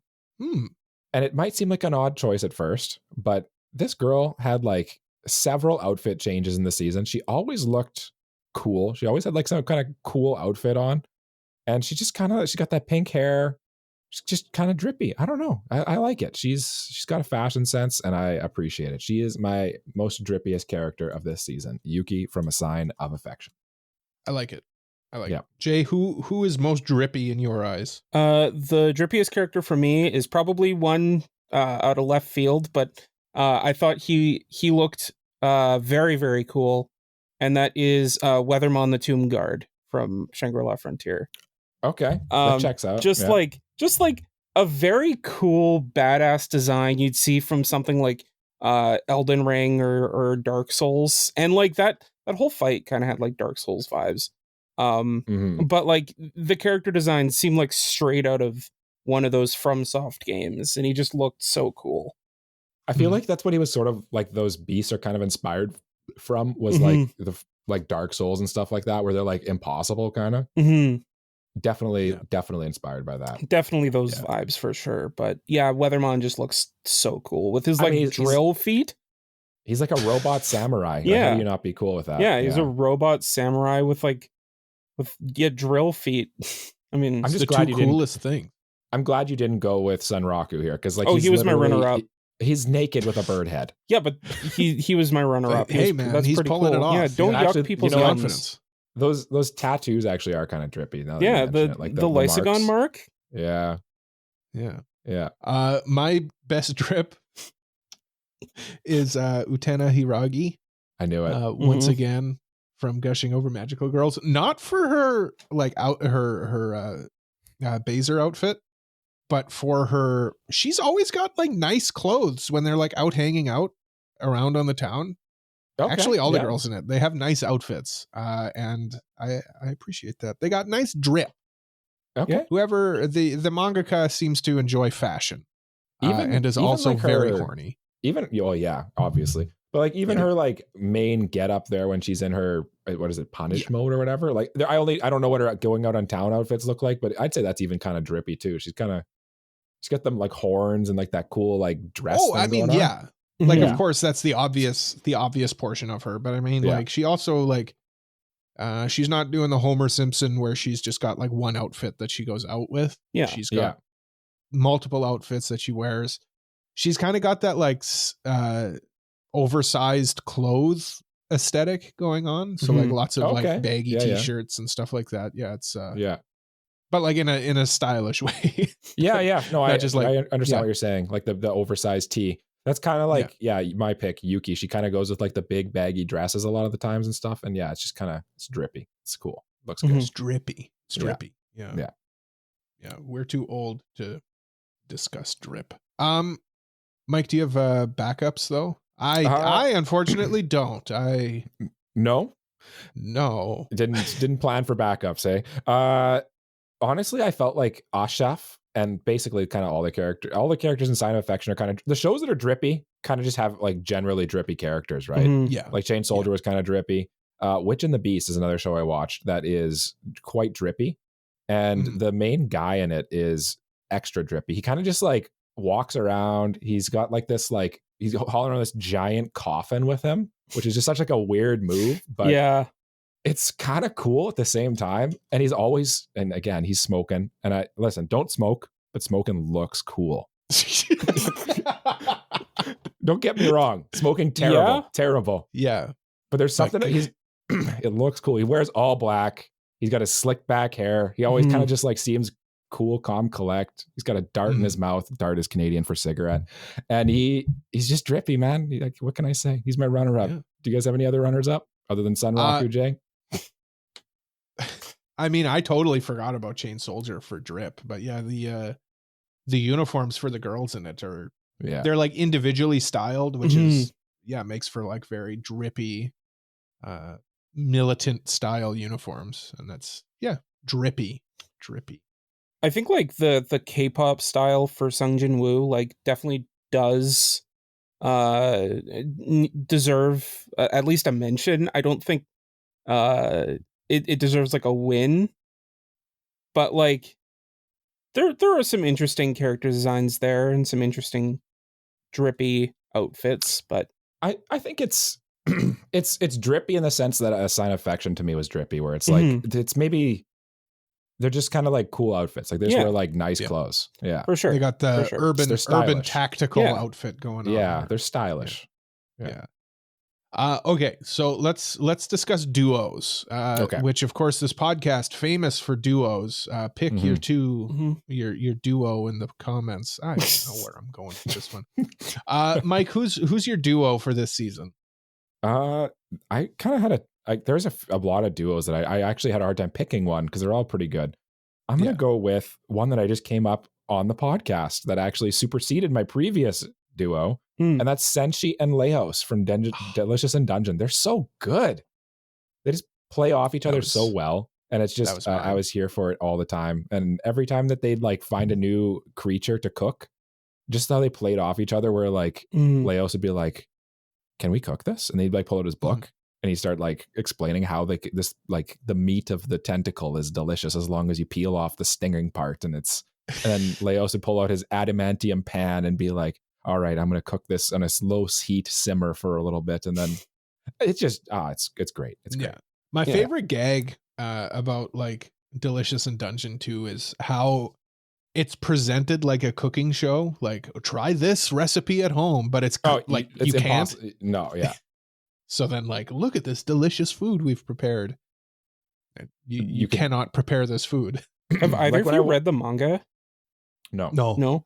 I'm very curious if the manga has like recipes, kind of like how Food Wars will have like recipes at the very back of the manga or like in the middle of the manga, and just like a recipe for like this nonsense. Oh, it definitely. I think that'd be I'm funny. sure it does. I'm sure it does, but it's like, it's asking for like like I said, roasted tentacle, which is like like 2 cups of like I don't know, orc flesh or whatever. I don't know. Yes. Orc flesh. At one point, they consume a water spirit. Yeah. So it's like, Well, I mean, they eat slime. That's true too. Slimes. Yeah. Like Campfire Cooking and some of the other cooking shows tend to be a little more like actual food porny, where it's like, oh, I actually kind of want to eat that. Whereas Delicious in Dungeon, it's like, yeah, that looks good, but like it does. At no point am I ever like, I should cook that, because I can't. It's impossible. You know. Yeah. These ingredients don't exist. Yeah, exactly. Jay, who's your duo of the season? My best duo is going to the duo from the show that trended for quite some time, and that's Kyotaro and Yamada Anna from Dangers in My Heart season 2. They're adorable, man. These two are such a great couple, and they bounce off each other so well. They're so good. They're like, there's a reason why their show is beloved, and it's them. They're great. Mhm. Yeah, I mean, yeah, they've got a great like will they won't they. Yeah, it's just your classic romance anime Yeah. dynamic, which Yeah. is always appreciated. And I mean, like you said, they were trending for a long time in the community. So Yeah, people are yeah, invested good in this pick. duo for sure. Mhm. It's a good Mhm. pick. Yeah. I know nothing about them, so I'm being quiet. I know, like I've kind of skimmed the manga a little Yeah, bit. it Okay. starts off very like edgy and weird, but the series kind of works itself away from that. Like Yeah. it distances Yeah. itself from that edginess as the series Oh, goes okay. on, and it gets Yeah. so much more sweet and fluffy and cute. Yeah. Speaking of sweet and fluffy and cute, your my turn. pick is Kyoka Uzen and Yuki Wakura from Chain Soldier. Mm. I like this will they won't they again because they both yeah, it's just a will they won't they where they both clearly are physically attracted to each other, but they have to learn to like open up, Mhm. open the shell to each other as well. And it's more interesting too because like the female is the powerful one in the relationship, so Yeah. that's more Yeah. interesting to me, I suppose. They're a good duo too, because they kind of like start off maybe not liking each other that much, maybe, and then by the end they kind of like grow to like each other. Like you kind of see they're like it seems like an authentic relationship, which I appreciate. Mm-hmm. Yeah. And it's a work relationship. It's Yeah. progressing. Yeah. Yeah. I don't know. There's a lot of dynamics in that show that I Mhm. enjoy, and that's one of them. Do you guys have any backups? Any runners up that you'd like to mention? Who's going first? Yeah, Mike, you go first. Yeah. So the obvious one is Yuki and Itsuomi from A Sign of Affection. Like, Yeah. Again, it's a romance show. Of course, the duo in it is going to be Mhm. a starring candidate for this category. I'm going to steal this as well, and I'm going to go with Fuko and Andy from Undead Unluck. Nobody talks about Undead Unluck because it's kind of it's less available. It's kind of a weirder distribution for it, but they were truly great this season as well as last season too. So yeah, those are my runners up. Yeah. Jay, what about you? I honestly didn't really have a runner up. These two just kind of stole the season for me. Stole your heart. You don't. Yeah, You don't need a runner up. Yeah. My runner up then. I wanted to go with Frieren and Fern, but they weren't really together that often. Mm-hmm. And I like the other aspect of it was I wanted to include like a relationship that wasn't romantic. Yeah. Mm-hmm. But a lot of the dynamic this season in Frieren was them being separated. Mm-hmm. So I couldn't really justify it in my head, I guess. Mm-hmm. Mm-hmm. Yeah. Yeah, I feel like Frieren this season really did not have that. Like the duos, they mixed it up with the characters, which hurts it for the duos category for sure. Mm-hmm. Yeah. All right. So let's move on to most fun.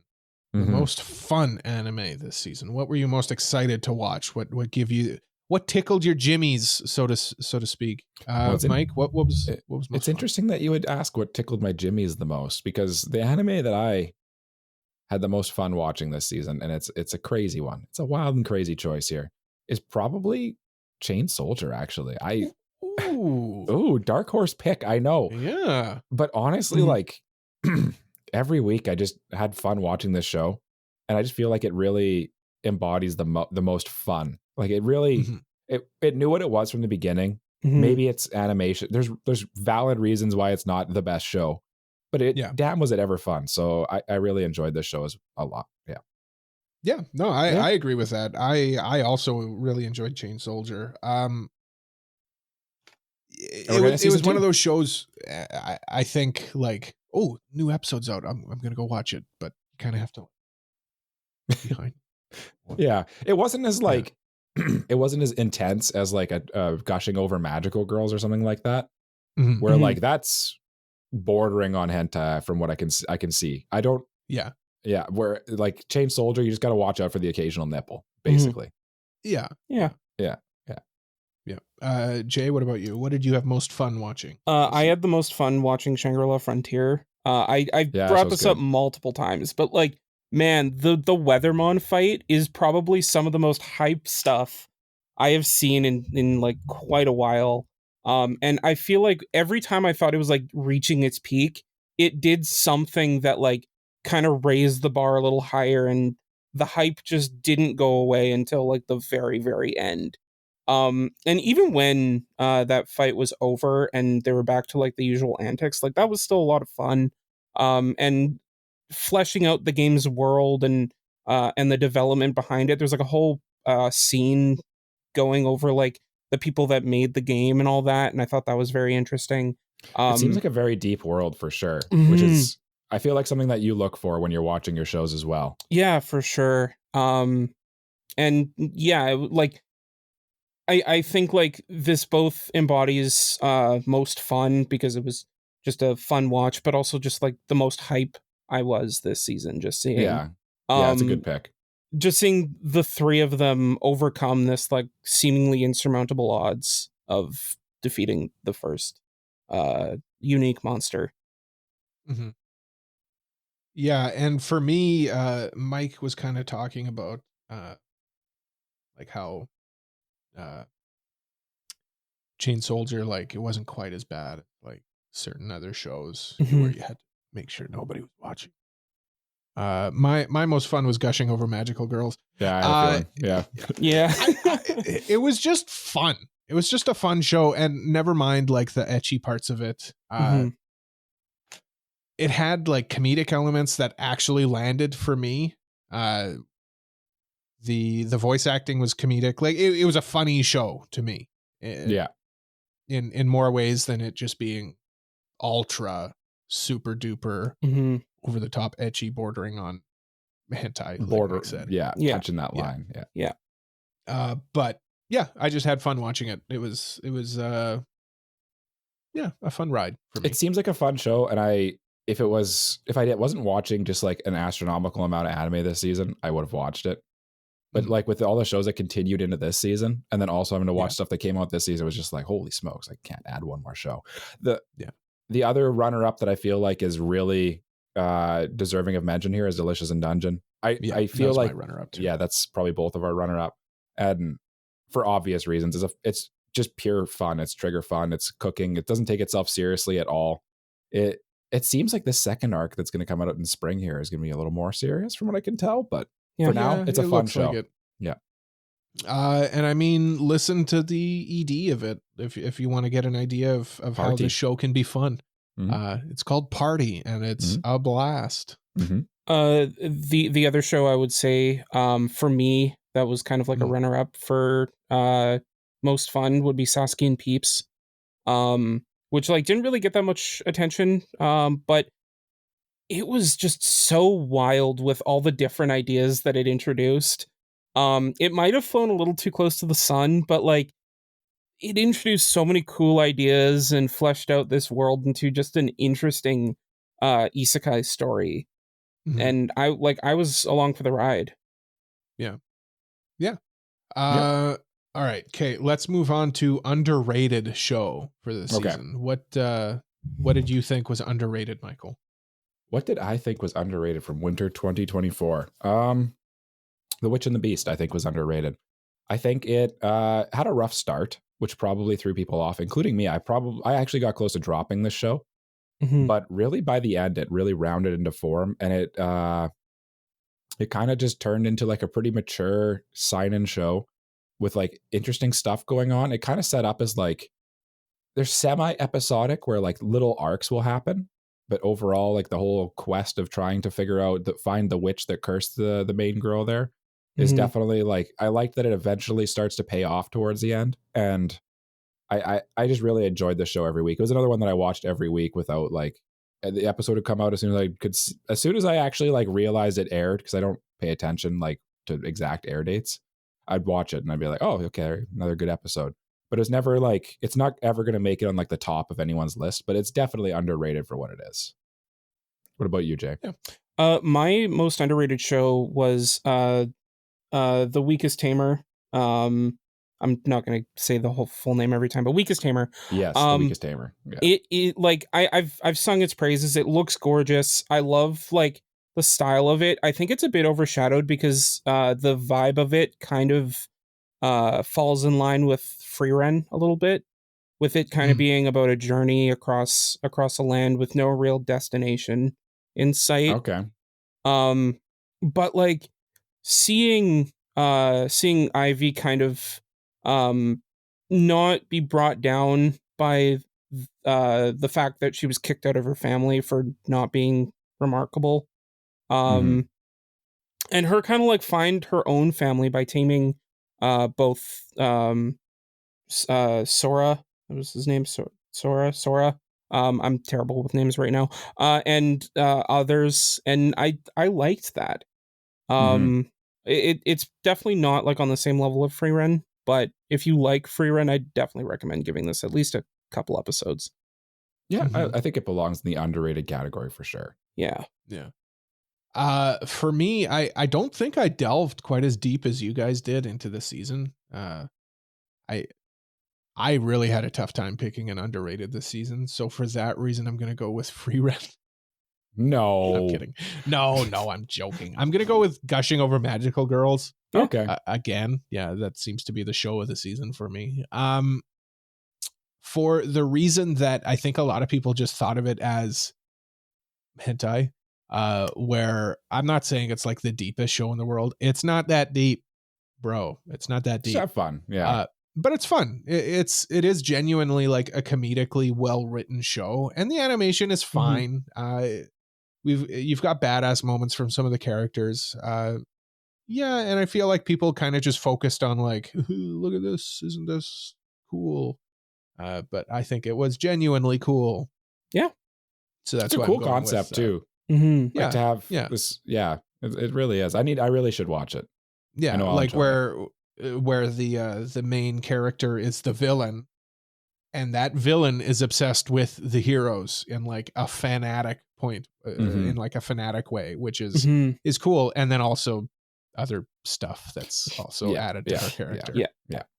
It is a cool and unique concept. So would you say it tickled your jimmies? It tickled my jimmies. Yeah. Feels weird to say about that one specifically. So let's go into we're on the anime of the seasons, right? That's right. Yeah. So continuing anime. There was some really good shows that continued from the previous season, or in general. Yep. Mike, what would be your pick to elaborate, this continuing both includes sequels as well as shows that continued on from a previous season. Yeah, basically anything that's not new. Yeah. So whether stuff that didn't start airing in winter 23. Yeah. 24. Exactly. Yeah. Continuing anime, Mike. What would you pick for your best continuing anime this season?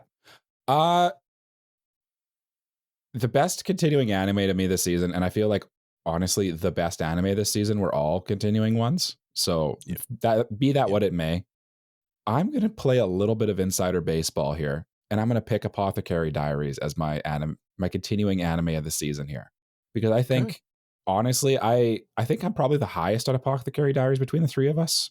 And I really truly believe that this season was fantastic, and every week I was on the edge of my seat the whole episode, and I'm very excited for it to continue in the future with season 2, but for now it is my continuing anime this season. Knocked it out of the park. That was my runner up. I think I know what your winner is, if I had to guess. Go figure. Jay, what about you? What was your anime of the season? For me, my continuing anime was The Dangers in My Heart season 2. Both just like, it was a very sweet romance anime, but also like the fact that like it trended, like it won records. It set records for like top trending online. Like that in and of itself deserves the flowers that it gets. Yeah. So both for the reason of its own popularity and just the sheer quality of the show, I gotta give it to Dangers in My Heart. Yeah. I must say that like I was pretty down on the first season because I said basically like, oh, this is an anime about school shooter, blah blah blah. Mhm. And now that the second season is like it's continued and it's become so beloved, now my interest is peaking a little bit. I might check it out. It is a very sweet romance show, I think. Yeah. It's funny, Jay. That was my third pick. Ooh. Actually, yeah. And I haven't even watched an episode. I just know that it belongs there. Mm-hmm. But I mean, say it with me. My pick is Frieren Beyond Yeah. Fernie's End. Gushing over magical girls, right, Cole? Yeah. No, that's not continuing. It's not continuing. No, Frieren's obviously my pick. I've said it before. I'll say it again. This will go down as one of the GOATs. When Jay mentioned it, when we talk about fantasy anime, I think this will front and center. Yeah. If you want to recommend a fantasy anime to somebody in the future, Frieren should be at the top of the list. For sure. I think that it has some people it turns off because it's paced not at your like it for me, my TikTok brain, where like my brain is so ruined and I need like constant like fun stuff, stimulation. It's not built for people like me, but I still appreciate it for what it is.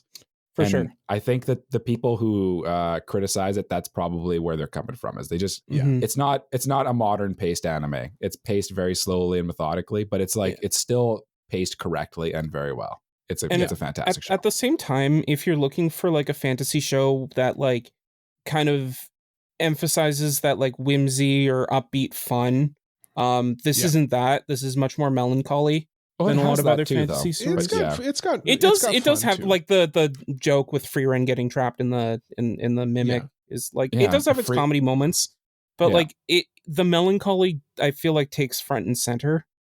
Yeah. Oh yeah, big time. Yeah. It's got everything. Just one last, get you an anime that does everything. Yeah. One last thing before we move to like some runners up is just like, just as a point that I want to make about the show. Like it's got these messages that like stick with you. Like the last episode came out last week as of recording, and the episode ends with this great message about like, doing teary goodbyes maybe isn't the best thing because it'll be embarrassing when you meet the next time. That's such a cool like concept to me. It's cool. Like, no, just don't say goodbye, say see you later. Yeah. I don't know. I like that concept. It's a very philosophical anime, and it's 100%. Animated incredibly well. And it's how can it not be one of the best anime this season? Yeah. Did you guys have runners up? Because you guys both had my runners up. So my runners up was Frieren. My runner-up was Frieren. Yeah. Frieren was very good. Now, Undead Unluck also incredible. It needs more flowers given out. I think it was my underrated last season, and like just because it's in a weird spot and people don't watch it, it actually is incredible, and then people would really like it. I remember when I was catching up on the manga, I said like it ages like wine. Like it starts off kind of okay, but like as it goes, it gets so much better. And I'm curious, do you echo that sentiment or? Yeah, I would say so. Like where it just left off is where they fought against Autumn. Okay. And they met the writer. It's such a cool show because it just they all have powers and they're all so unique and interesting in the way they interact. Yeah, it's super creative. It's super cool, and like you never know where it's going next in a good way. So that's definitely a runner up for me. When Cole and I say that Fuko's good, you're not there yet. You're still not there yet. Yeah, I know. Season 2, hopefully. Yeah. All right. So new anime of the season. So this is all the shows that are not continuing. They have started this season. So what is your new anime of the season, Mike? It's easy. It's Delicious in Dungeon. Studio Trigger. I've gushed about it a lot in this episode already, so I feel like I should keep this a little briefer, but it really, every week I was excited to watch it. I appreciate that it came out subbed and dubbed every week at the same time. That's a cool thing that happens. Studio Trigger did a great job animating it, producing it, directing it. It had so many bits that made me laugh almost every episode too, that like I feel like that's uncommon for anime, that to actually the jokes to land that consistently and to be that endearing and have also incredible characters the whole way through. I get why some people don't like it just because it's just the nature of the beast with a show like this. But for me, this show is basically built for me, and it's definitely my new anime this season. What say ye? I mean, just like the jokes that land, like the frog suit gag. Yeah. Like it was so funny. Like one of the hardest, like I laughed the hardest at that point. It was Yeah. When just they're them tricking like stone faced in these yeah. frog suits. Yeah. Yeah. Great show. Great show. Jay, Great what show. about you? My new anime of the season is Seventh Time Loop. This is the show that like hit me the hardest in terms of like its story, its characters, the mystery intrigue was so interesting. Just like its premise of it being kind of like an in medias res ReZero with a villainess main character was really interesting. And just like as well the mystery of like what's going on with Arnold and everything around that. I kind of mentioned that with Best Boy, my runner up there, but like that was very, very compelling. I really hope we get more of this because I really, really did enjoy it, and I think I think like in terms of the new shows, it's the best one we got.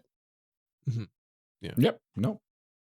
I enjoyed Seven Time Loop. I don't know if I enjoyed it as much as you, but it was definitely a good show.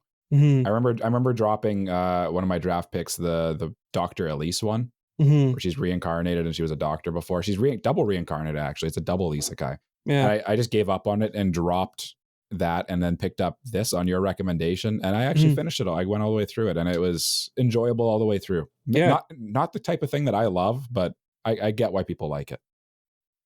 For sure. Yeah. Yeah. And for me, I've really got to think. Let's go with Gushing Over Magical Girls. Let's be serious. Yeah. Let's be serious. I was like trying to think. Yeah.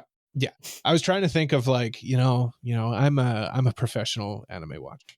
I got to pick something. I mean, you literally are. You literally that's are. appropriate, you know. Yeah. But then I thought, what did I have the most fun watching? What did I look forward to watching every week? You're honest with yourself. Yeah. Ultimately, that would come down to Gushing Over Magical Girls.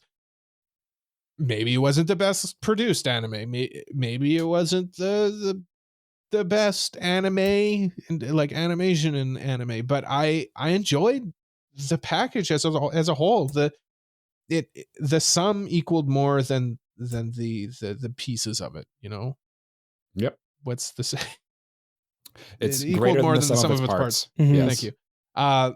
Honestly, the other thing I want to point out with the show is the OST is like low key, kind of great, kind of fire. Yeah. Not fire, but it's got this great like leitmotif whenever Hiragi is like torturing the magical girls. It plays like this like flamenco Spanish style guitar stuff, and it's just fun. It's just goofy. It just seemed like such a fun show from top to bottom, which I really appreciate. With ecchi shows, I think you have to make it fun, or else it's kind of it just feels weird, if it's not. It just feels weird. Yeah, and then, This show knew what it was right from day one, and it didn't even try to be anything it wasn't, from what I can tell. So yeah, I appreciate that. Exactly. So that's why it's my new anime of the season. Did you guys have runners up, Michael? No, actually, I mean, for new anime, not really. Honestly, it was a pretty weak season, as we said. Yeah. I had to pick 3 in case you guys picked mine. So was Chain Soldier on their list too? My third one was Chain Soldier. Yeah, it was a fun anime as well. Definitely, it was my third pick. It was Gushing Over Magical Girls, Delicious and Dungeon, Chain Soldier.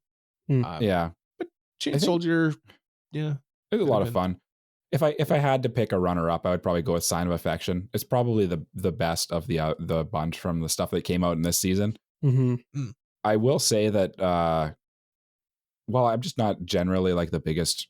Romance is not my favorite genre. This show, I definitely watched every episode, enjoying it all the way through, and it kind of ends on like a bit of a bitter note, because it kind of seems like there's not going to be a sequel to it. Like there's not going to be a season 2, which really was upsetting for my wife. So.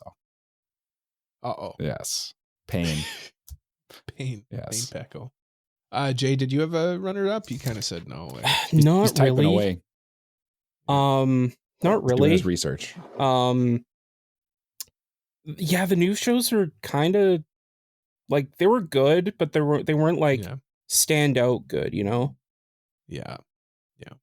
I think this season was a weaker season. I'm looking forward to this coming season. I think we're gonna get a redemption arc for anime this season. So yeah, that should be good. Spring looks pretty good. I think so too, because all the other stuff kind of freed up some good studios to make some more good stuff. So yeah. All right. Well, let's wrap this up. Yeah, so thank you for listening to AniPro. You can follow us on social media, AniProPod.com. You can leave a like, review, subscribe, give us 5 stars, tell a friend all about us. Links to everything is at our website, AniProPod.com. You can join our Discord from there as well. Got watch parties over there, games, chats. Watch parties should be starting up soon. We should be watching some of the new anime.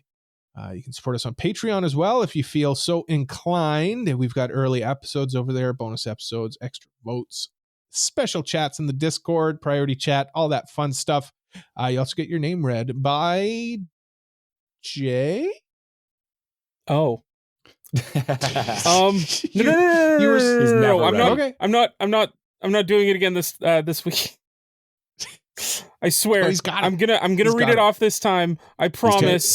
He was too busy typing in our chat for our recording episode here. No. But thank you so much, Mr. Family Guy 36, Elijah Wood, Braindead B-Dog, Super Mexi Peach, Frama, Kratos, Just Juzz, Mog, and Freeren's Feet. We love you. We love you so much. Every time that you support our patron, Cole's heart grows 11 sizes. 11 sizes. And Jay's feet grow half a size. Every week. Yeah. We've got reviews coming up as well. I'll just quickly run through them. We've got a manga review coming up. That's for Ruridragon. And we've got anime reviews coming up as well. Our next one is Girls Last Tour. And our future reviews will also be in the description, I believe. They are, yeah. Okay, perfect. So that's it for this week. Oh, we will be before back I forget, in our Discord, we are going to have a tournament for best winter 2024 anime. So if you want to participate in that, it will go toward our year-end awards for listener's choice. So definitely check that out. It should be up around the time this episode goes up, but stay tuned for that.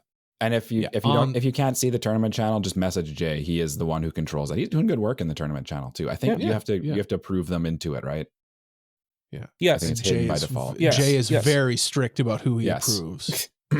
Just tell me and I'll let you in. You just need a roll. That's all. I just don't. If you don't want in, I don't want to bug you with all the notifications. He's so considerate. You're so considerate, Jay. So nice. That's what they love about you. He's so nice. No. Yeah, but we'll be back next week. But until we come back next week, we say, as we do at the end of every episode of the Anime Protagonist podcast, bye bye. Bye bye. Bye bye. Bye bye.